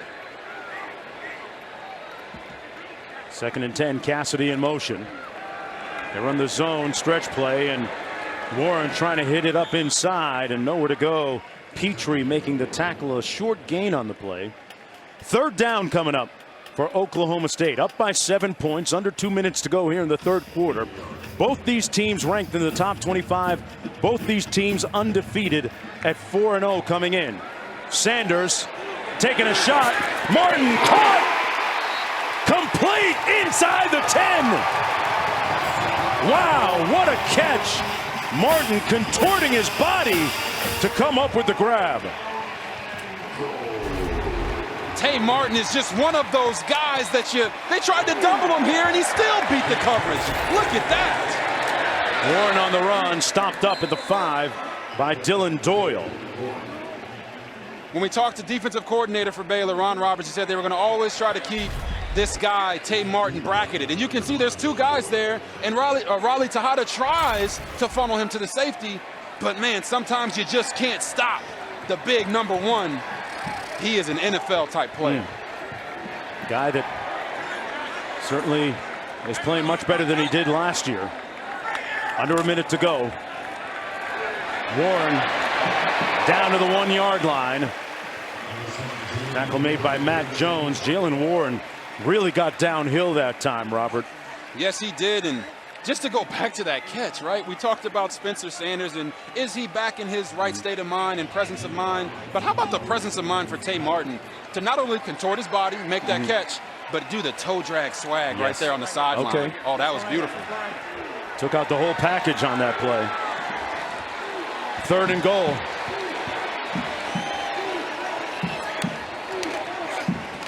Warren stopped up, met a wall of white jerseys, and it's going to be 4th and goal for Mike Gundy and Oklahoma State. Wow, big time surge in the middle.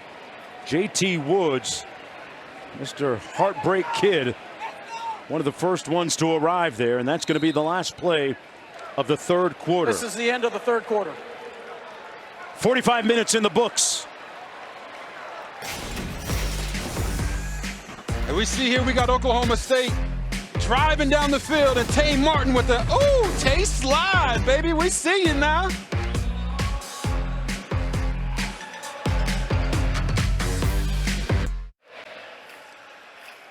Well, this ESPN College Football Primetime presented by Sonos. Tanner Brown in to attempt a field goal now.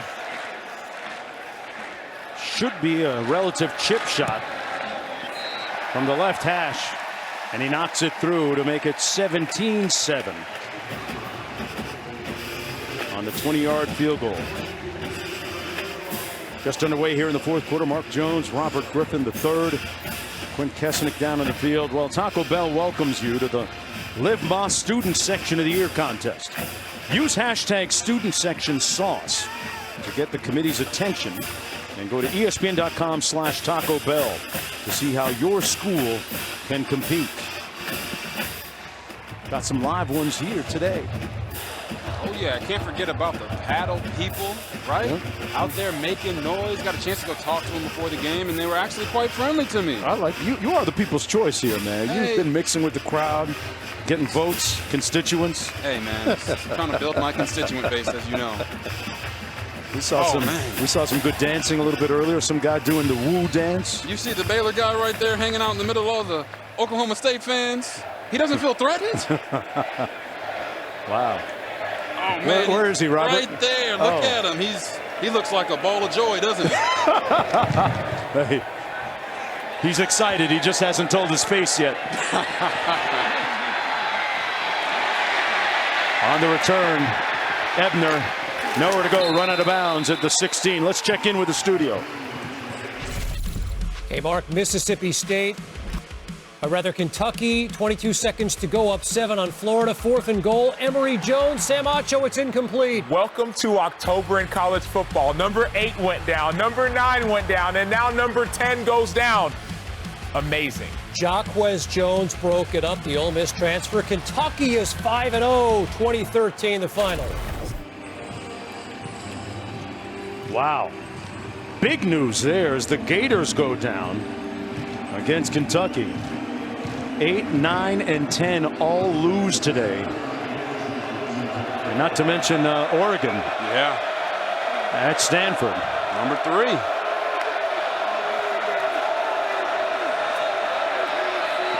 Taking a shot up top, Bohannon picked off into coverage, but there's a flag down. They might have whistled it. Prior to the snap. Baylor got a break there. Boy, oh, did they ever. Prior to the snap, delay of game, offense, number 11. 5-yard penalty, first down. So Mike Gundy's over there saying, can I decline the penalty? Yeah. Can I decline it? No, he cannot. Hey, the coaches are over there talking about, hey, man, look at the clock. It's a delay of game. Yeah. And their players like, why'd you tell him that, man? I just caught an interception. What's going on here? We saw an NFL game where it was Baltimore kicked a field goal on a previous controversial play where the play clock ran out. Last Sunday, that pass incomplete, intended for Snead. First Saturday in October, and boy, some big guys taking it on the chin, Robert. Oh, yeah. Oregon, whoop, get out of there. Arkansas, whoop, Notre Dame, get on out. Florida, just get on out. This is college football, man. Yeah. This is what happens. You get rankings early in the year, teams start to get losses racked up, and you realize who are the pretenders and who are the contenders. And this has been a reckoning of a weekend in college football. The guys coming in are saying, hey, sorry to see you leave, but glad to see you go. That's a good one right there, man. 2nd and 15. They just snapped it before the play clock expired.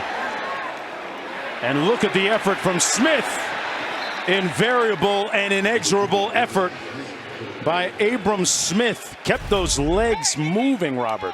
Look at this. Quinn wants to talk about Warren and his legs and his calves and power. Bow! Get out of here. He still keeps them moving and rumbling and tumbling. He says, you're not all going to bring me down.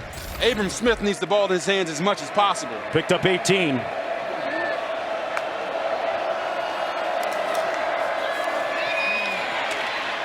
Boy, some hard hitting down there. Big time hit by Jason Taylor. Lowered his hat. Gain of 6 on the play by Ebner. 14 minutes to go in the 4th quarter. 10-point lead for Oklahoma State.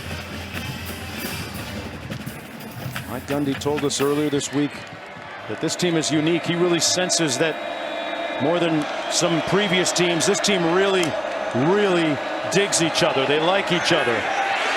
A little pressure off the edge. Bohannon taking a shot. Got a man. Caught by Thornton. First down, Bears. I can just hear all of Baylor Nation saying, finally, Tyquan Thornton gets one down the field, one-on-one against Jarek Bernard-Converse, and he makes the adjustment on the throw down the field. 44-yard gain.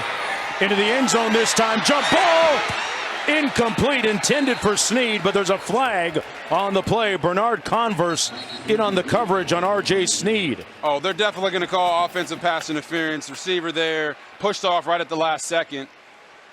It's going to push them back a little bit. Pass interference, number 24, oh. defense. 15-yard penalty from the previous spot. Look at that. Automatic first down. Okay. Hey, man. Hey, sometimes we're wrong. Right here, they called it on Jarek Bernard-Converse. Oh, okay, I see it now. It was actually a push the other way. So what do you say? Now Baylor's got an opportunity here. Yeah, I mean, I can see it both ways there. First and goal from the 6.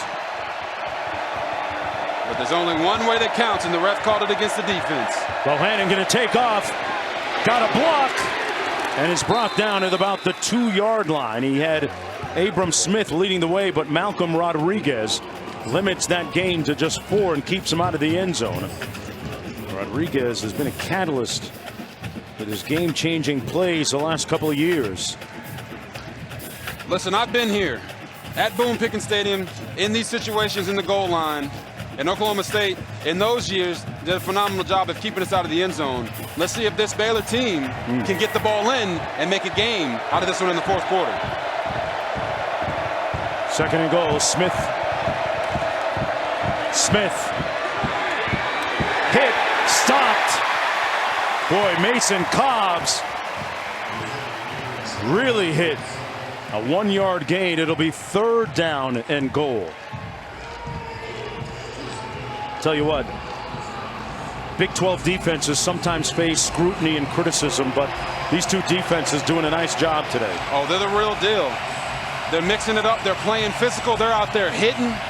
And right now, Oklahoma State is trying to have a goal line stand and keep the Baylor Bears out of the end zone and really eliminate their ranking as well.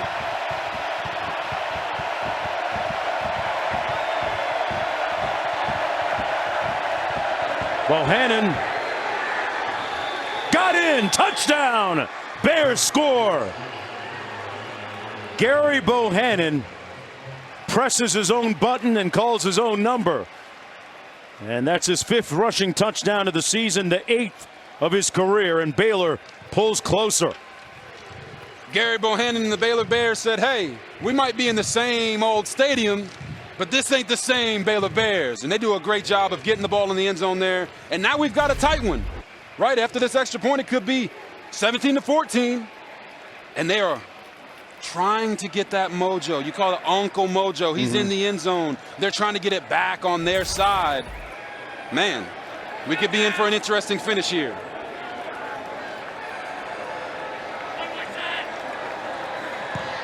The extra point is good, and we have a 3-point football game. Dave Aranda with that Yoda-type personality, the mystique, that aura cascading over the sideline for the Bears right now, and has them to within 3 when we come back.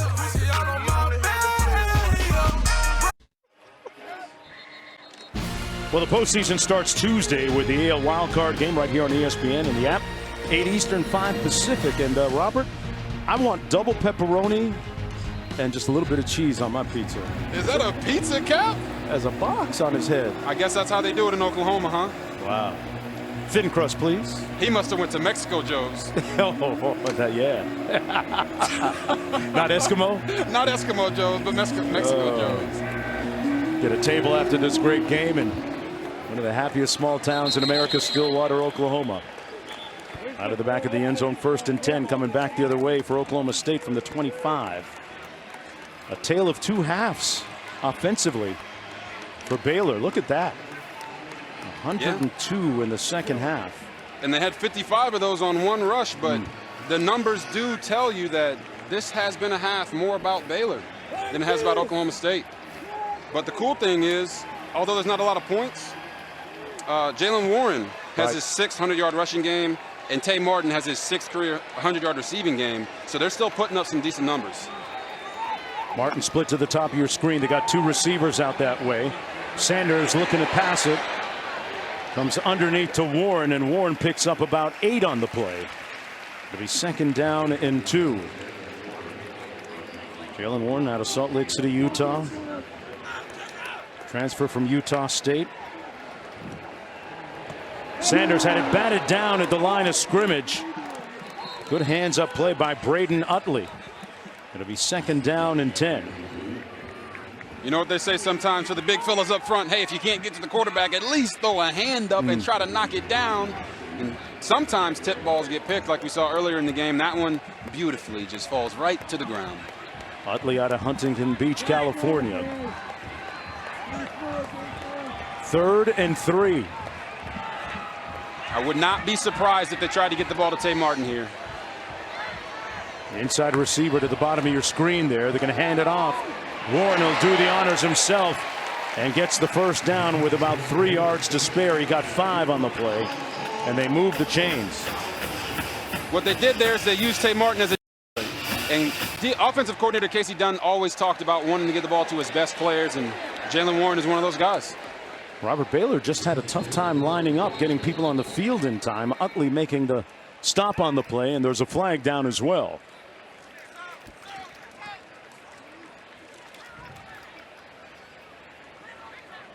All right. Illegal substitution. 12 men on defense. The defense. It's a 5-yard penalty. Replay first down. Was he trying to convince himself? I don't know what he was doing there, but you look at these guys. You got 1, 2, 3, 4, 5, 6, 7, 8, 9, 10, 11, 12, 13. Man, he was trying to hide behind that guy. That's a lot of people. All right. Like hockey having a power play with 2 extra attackers. Man, we got all the references today. Yeah.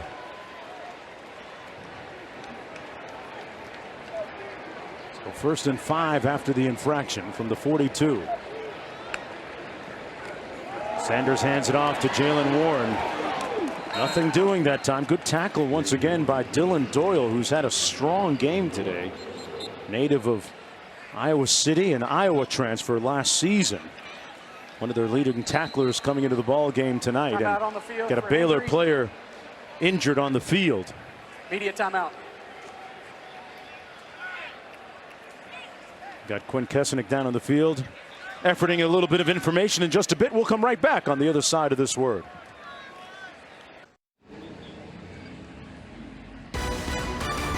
ESPN College Football Primetime is presented by Sonos. Experience game-changing sound made easy. Under the lights at Boone Pickens Stadium, and that's one of the best mullets that I've seen since getting to Stillwater 48 hours ago. That is prime mullet. Look at the beautiful lustrous shag on the back of his neck. Oh no! I mean, look at that. That's an infraction. Oh my goodness! That's a beautiful mane that person has. This man said a mane. Wow. 2nd and 3. They try to hit the edge on the zone. Loose ball. They put it on the ground. And the Cowboys fortunate enough to get it back. So it'll be 3rd down. Lost a few yards on that play. And it'll be important here for Oklahoma State to hang on to it here. A tenuous lead of just 3 points for them. Yeah, I think Jalen Warren might have been distracted by that mullet he just saw. Sanders keeps it, and he's not going to get there. Stopped up. Gained 3 on the play, but it's 4th down, 2 to go. J.T. Woods once again in a timely position, making a stop along with Walcott. You can really tell how much both of these teams want to win this game. Spencer Sanders was just running with the wind behind him, and that Baylor defense had about 6 or 7 guys running to the ball to try to stop him on that 3rd down. You can see how much this means, and this is big time, Big 12 football. Haven't had a chance to talk about it much, but they've got 3 of their 4 guys in the secondary that are former track stars. And when I talk about track stars, I'm talking about speed like Trayvon Bromell speed, Robert Griffin. I like it, Trayvon the Bullet. Well, next Saturday we'll have the 117th Red River Showdown game between number 6 Oklahoma and Texas at the Cotton Bowl in Dallas. Coverage kicks off noon Eastern, 11 a.m. Central on ABC and the app, one tap. At Baylor, of course, a school with great track and field tradition as well. Got some guys that can run. Meanwhile, the last drive for the Bears, man, they rolled up their sleeves and went to work. Abram Smith was a key cog on their last scoring drive, and then most of the yards coming right there. Thornton with a big-time catch and the ensuing touchdown. 1st and 10. Downfield and incomplete, out of bounds, intended for Ebner, who came out of the backfield. Little wheel route, it looked like, Robert. Yeah, Gary had him there. If he could have just left it in bounds, he had a one-on-one. Ebner had gotten past the defender, and he just sailed it a little bit out of bounds. We sometimes call that the cutter. When you're throwing from your right to your left and you're right-handed, it can cut on you going out of bounds to that left side of the field. 2nd and 10.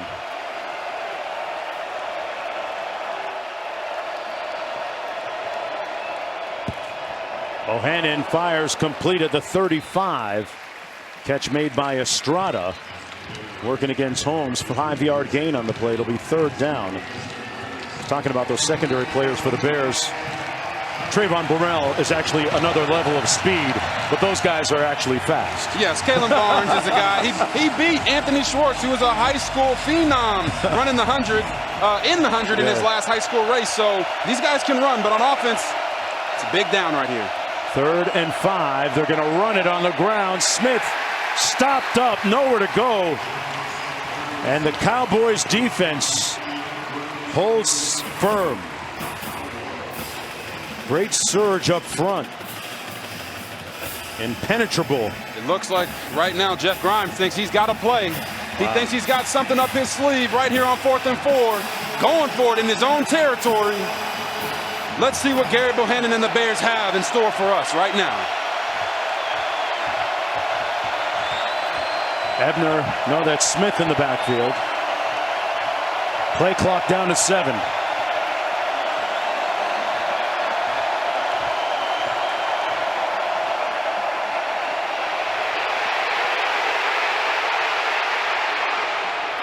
Incomplete. Cowboys take over on downs.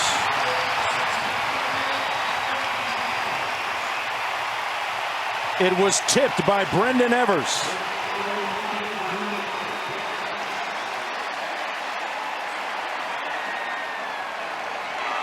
Whenever you get these big 4th down plays, it's all on that defensive line to get pressure.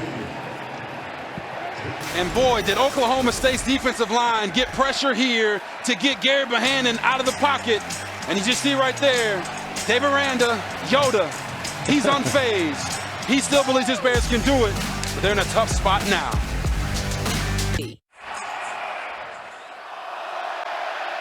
.806 to go under the lights. Baylor trying to survive the vicissitudes of this momentum and the swings of this game. Warren running the football, picking up about 2 yards on the play. Matt Jones with yet another tackle. Under 8 minutes to go. Cowboys with the football. We'll see how deliberate they're going to play here with the lead. Sanders double pumped it and incomplete for Tay Martin. It'll be 3rd and long. I'm not sure if he hesitated on that throw or what happened, Robert, but he kind of went to pull the trigger and then held it. It looked like he had him the first time, but you're right. He did hesitate a little bit. But if you Tay Martin, you got to make that catch. Their team motto is DAT, discipline and toughness. They got to make those plays in the primetime moments. On 3rd and 8, Sanders finds a safety valve, but not much happening there either. Warren brought down by Doyle. And it's a quick 4th down. And let's see what Oklahoma State does here with the nose of the ball going to be placed at the 36.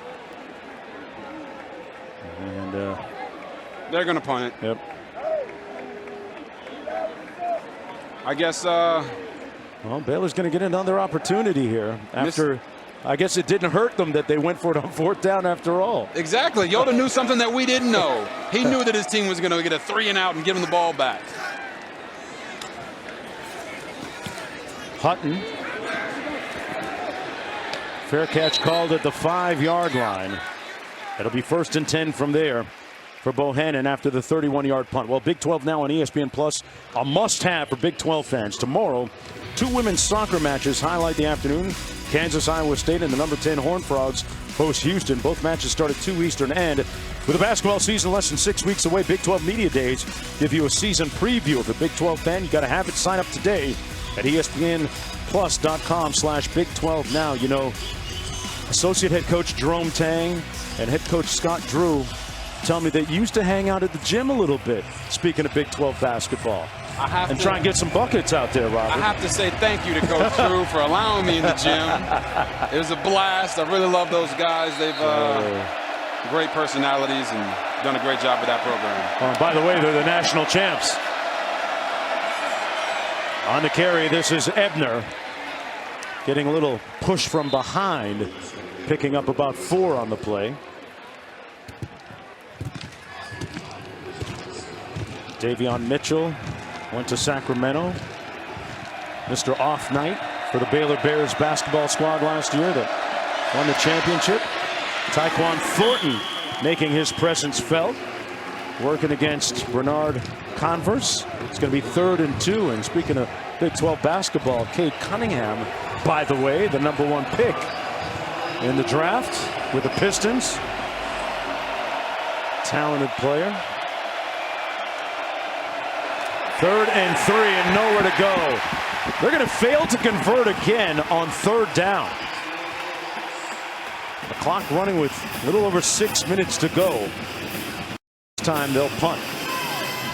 No choice, pinned this deep in their own zone. They didn't have anything going on that sequence, Robert. Yeah, it looked like they ran 2 zone schemes with giving Gary an opportunity to read the defensive end, but they're bringing the linebackers on the outside and the safeties up to the line, so he didn't feel like he had an opportunity to pull it there. But that's not what you want if you're Baylor on offense. You don't want to go 3 and out and give the ball back to Oklahoma State. In comes Isaac Power, and he booms one out to the 42-yard line. Fair catch called by Brennan Presley with 5.5 minutes to go. 1st and 10 for the Cowboys. One of these teams is going to take an L for the first time this season. Back with more after this. Welcome back, everyone, to look at the Big 12 standings up to the moment. Oklahoma squeezing by today against Kansas State. They remain undefeated in conference play at 2-0. Do they feel a little bit vulnerable to you at all, Robert? They do, but you feel like right now the conclusion of this game is going to tell us who's going to have a loss, right? But there's only going to be 2 undefeated Big 12 teams after this game. And if any of them lose one of these games down the stretch, it really puts their college football playoff hopes in jeopardy. Well, Spencer Sanders, the other Spencer at quarterback in state here at Oklahoma, not Rattler, completes that to Owens. 1st down, under 5.5 minutes to go. Inside Baylor territory after that 11-yard gain.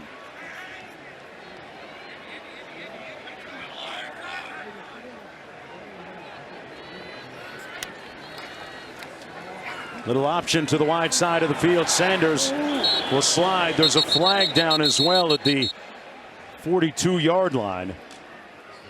We talk about it all the time, Robert. How tough is it when you're a tempo team like Oklahoma State has shown to suddenly slam on the brakes when you got the lead and you want to slow it down? It's completely against their nature, right? It's like trying to make a 3-point shooter a dunker. Doesn't Holding. work. Number 90, defense. 10-yard penalty added to the end of the run.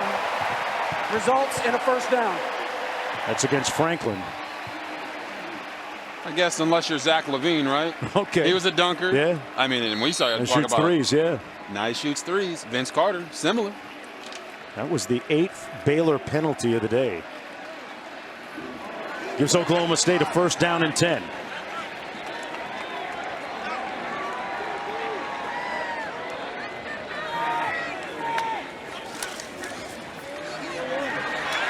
Trying to hit the edge again is Jalen Warren. Oklahoma State has done well so far this year in terms of doing just enough to win. And you can never fault a team for that, especially in light of the fact that, remember, this is a team that has faced some unusual injuries this year and had to start 2 true freshman receivers at the beginning of the season. They've had to be special on defense, and they have been. Right now on offense, man, Sanders with a serious bit of sauce and fake. Jalen Pete with the stop, but man, Sanders, that's like a crossover dribble. That was sweet. And there's a late flag thrown from the sideline as we go to Quint. We talked about the tight quarters here at Boone Pickens. It's only about 6 yards width of the sideline. And that time Sanders comes off There's a mass of bodies here in the Baylor sideline. You see Cowboy players go in to help their quarterback. Next thing you know, out comes the laundry. It goes with the territory. Personal foul, unnecessary roughness, number 52, defense. That penalty's half the distance to the goal. Automatic first down. Wow, that is a big-time buddy pass and fast pass for Oklahoma State. A grievous penalty against Jones right there with 4:08 to go, and that's going to move the nose of the football way downfield, and they're going to place it at about the 13. You know, Dave Aranda talked to us and said they want to do simple better. And it's those types of penalties in crucial moments that hurt you as a football team. Matt Jones has to be better in that moment. Warren in the backfield. Sanders hands it off to him. He cuts it north-south. Man, Robert, he put his foot in the ground and changed direction in a blink to get 5. It seems like he thinks he's smelling pay dirt, right? They're getting closer and closer to the end zone. They understand if they get a touchdown here, it can almost put the game out of reach. But right here, Spencer Sanders hands it off to him. Boom, he hits a nice jump cut. Wow, that's like a layup package in basketball, right? He's bringing out everything, running with power, running with speed, the jump cut. This guy has it all. And for a guy who wasn't supposed to be the starter, he's putting some money on tape. He's putting some money on tape right now. And I know there's some scouts in the building. 2nd and 6.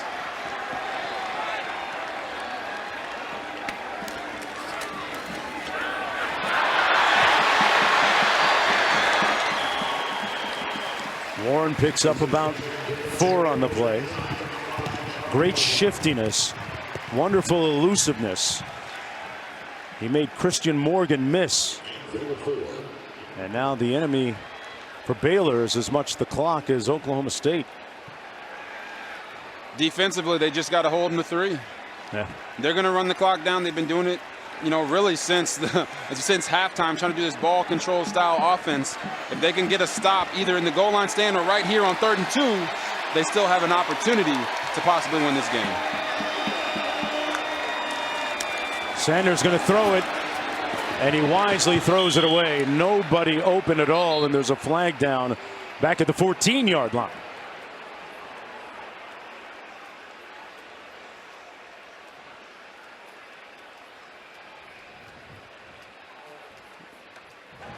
The offense, 10-yard penalty, replay 3rd down.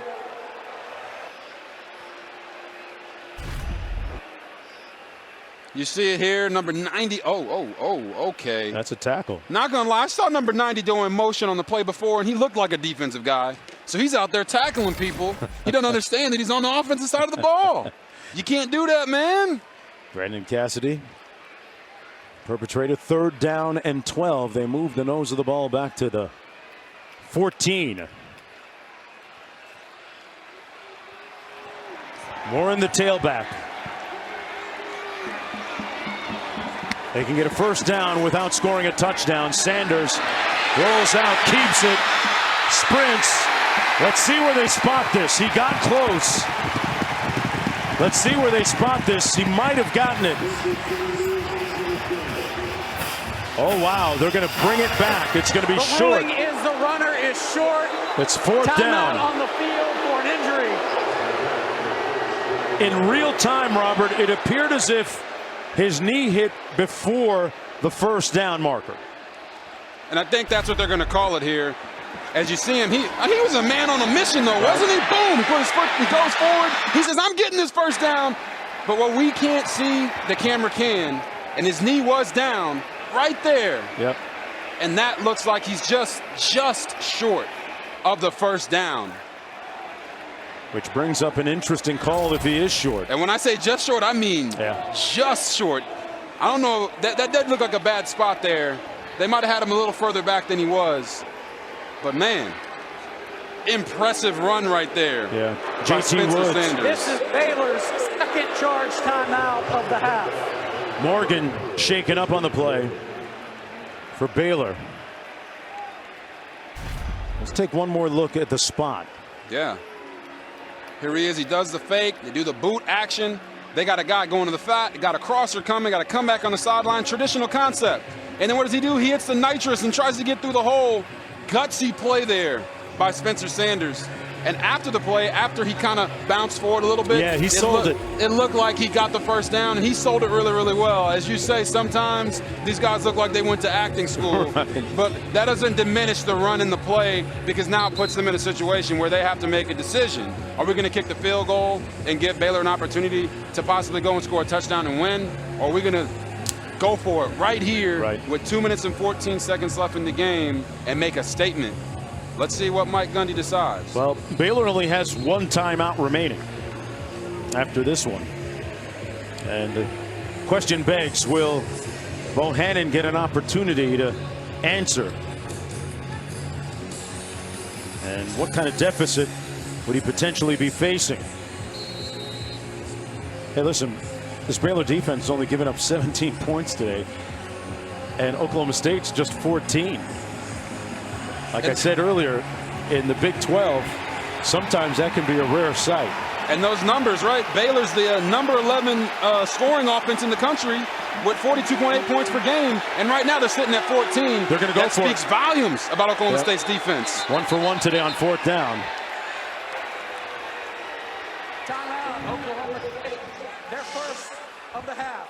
It's a 30-second timeout. So Oklahoma State is going to have 2 timeouts remaining. Baylor with just 1 timeout remaining. 4th down and about 2 to go. Robert Griffin III, I ask you, is this one of those situations where they just try and draw them offside by lining up like they showed, or do they try and really run a play? Yeah, it's just, what are you thinking here? Right. If I'm an offensive coordinator, I'm definitely trying to draw them off sides. But I want to keep the ball in the hands of my best players. So that's either Mr. Warren, we're running the ball with Spencer Sanders, or I'm throwing the ball up to Tay Martin and say, go make a play for me. Because in this situation, you don't want to just, let me see if this works or that works. You got to have a play that you've been working on all week. And in this moment, you knew you were going to call it, and they were going to execute it to perfection. Defining moment for Oklahoma State. And hold on now. One of the officials was running in perhaps to blow it dead. And Oklahoma State had snapped the ball. And Mike Gundy is irate right now. What just happened?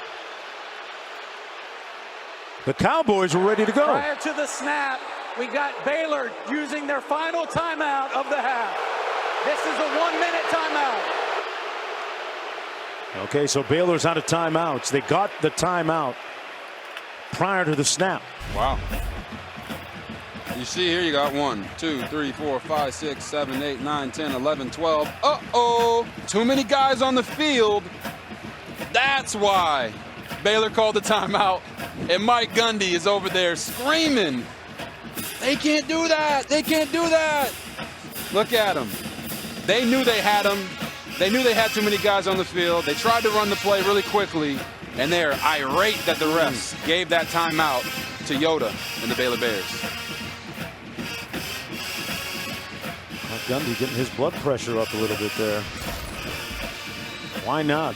4th and 2 is what they'll be looking at, because Baylor was granted the timeout. Did you get a good look or feel for what they're trying to do on their next play, or do they probably got to run a different one now, right? Yeah, I don't know if they have to run a different play, because they didn't really showcase, any of their route combinations. Okay. But it looked like they had Cassidy there in the backfield, so maybe they were looking to run the ball. Baylor doesn't have any timeouts left, but I don't know. From here at 4th and 2, play clock is running. If they hold in the hands of their best player today, it's number 7, Jalen Warren. So maybe it is that run. He's had another 100-yard rushing day. 4th and 2, and look at this. And now another timeout. Timeout, Oklahoma State. This is their second of the half. This is a 30-second timeout. So they're down to their final timeout. Baylor doesn't have any remaining. Hey, these coaches are out there playing chestnut checkers right now. You take a timeout, I'll take a timeout. It's like Oprah, man. Everybody's taking timeouts. Casey Dunn, the offensive coordinator. deep into the playbook right now. It's been a trying year for him in terms of dealing with some of the injuries they've had to work with at tailback and at wide receiver. But the good news is that Jaylen Warren has emerged from some of the infirmities that they've had to deal with and done a nice job at that tailback spot. They've been able to hang their hat on him. There he is. And Tay Martin has been productive catching the football. 4th and 2.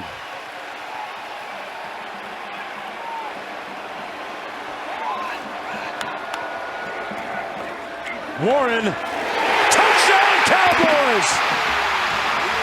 That's what it's about.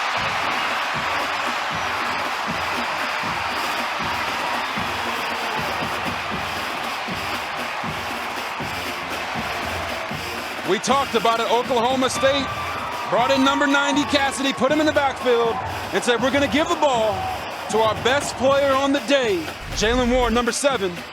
And what does he do? He rides the wave of that offensive line, finds the crease, and gets in the end zone for the Cowboys. You know the Pokes are happy tonight. Warren with his 6th rushing touchdown this season, 14th of his career. And now Oklahoma State up by 10. That's his 2nd touchdown today for a guy that went for 123 yards last week. Going over $1 here. Man, he is working that Bear defense like a part-time job. Under the lights here at T. Boone Pickens Stadium. Wow. 35 rushes, 125 yards and 2 touchdowns. Don't worry about the average. The average isn't that great, but he is putting points on the board and numbers on the stat sheet. And right there, honestly, it looked like Mike Gundy said, look, we've been more physical than you guys all game. Right. We're going to line up. We're going to let our big guys lean on you and put the ball in the hands of our best player. And it worked for him. Boy, big time play and productive day for Jaylen Warren. And you know what? I don't think you can say enough about the resilience and the unyielding nature of Spencer Sanders to bounce back from some of those disheartening interceptions that he threw. Not all his fault on the course of the day. And to have this team up 10 points right now. Ebner takes it back out shy of the 30. It'll be 1st and 10 from there. 2:04 to go. 1 timeout remaining for Oklahoma State. Baylor doesn't have any.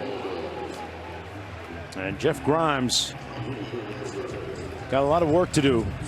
Play calling and moving that ball down the field right now, the offensive coordinator.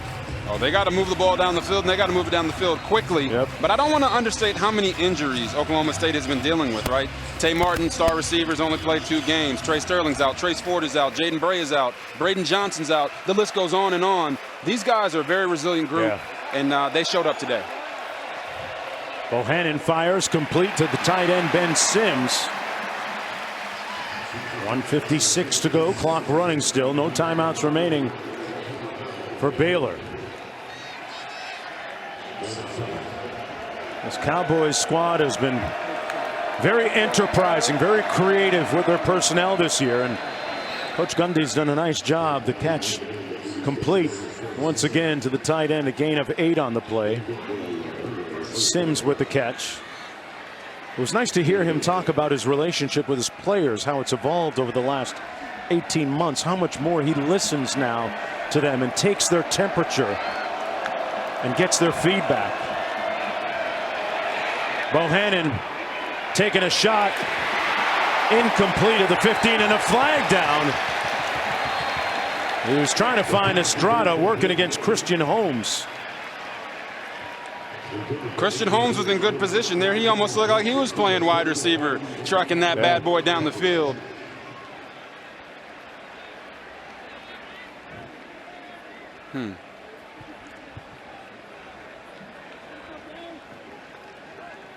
Get this call. 1:32 to go. The ruling on the field is an incomplete pass. We have sideline interference against Oklahoma State. That's a 15-yard penalty. 1st down. Wow. Well, Sideline, is that perhaps a consequence of the tight sidelines too? I don't know. It could be, you know. There's only about 5-6 yards there of room.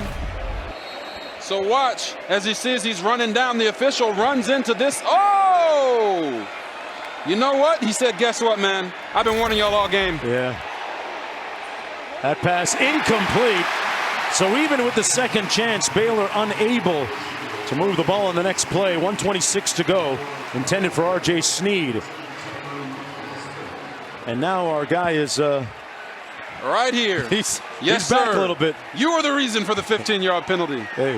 Uh-oh. You need to get back, coach. Did you see the cop right there? He said, hey, man, back it on up. I'm going to slide a little bit. 2nd and 10 from the 43. Bears with a couple of last gasp efforts here. Bohannon incomplete. Intended for Tyquan Thornton. And Harvell Peel there defending.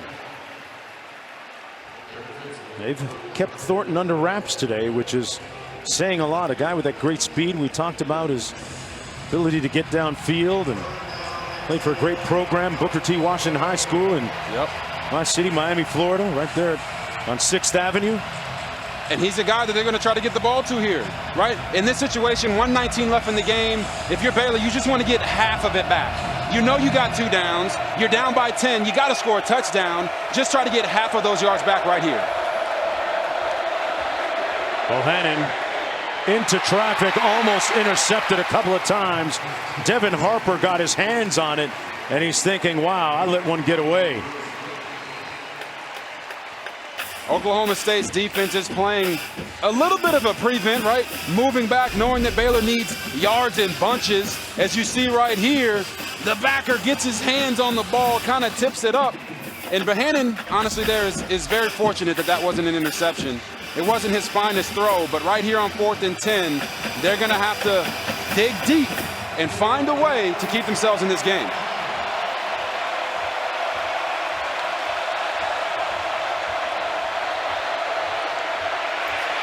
Bohannon sacked. Ball comes loose. And he was down first, but that should pretty much do it. Colin Oliver was there to tackle him. And he's telling the 53,000 here, let me hear you. 3rd sack of the day for the Cowboys defensively. And the party's about to start. As you see here, and you see it from Gary Bohannon's point of view, when I'm looking at it from up here, Oklahoma State's defense is sticking to these guys like glue, so he tries to get vertical, gets his ankles touched, and the ball comes out, but he was probably down before the fumble happened. But this right here is what you call a coverage sack. On 4th and 10, the biggest down of the game, Oklahoma State's defenders decided we are not going to let anybody get open. Phenomenal display of technical football from Oklahoma State tonight, and they're sending the Baylor Bears back to Waco with their first loss of the season. Well, this will really do great things for Oklahoma State as we look at their remaining schedule. October 16th at Texas. You know, they might be huge one coming up. I was going to say they might be partying at Eskimo Joe's tonight. They better open it up. I know it closes at 9, but they better open it back up because these fans are going to be excited. But the one thing you look at this schedule, and it's not said there. What's that? All of these Big 12 teams are built to beat each other. Okay. Which is part of the reason that they've had so many struggles of getting to the college football playoff. But you see the Baylor Bears and the disgust in their face and in their body language because they know that they could have showed a better performance today. But Oklahoma State showed up today. And as they say, success is never owned, right? It's rented. And rent is due every day. The hustle sold separately.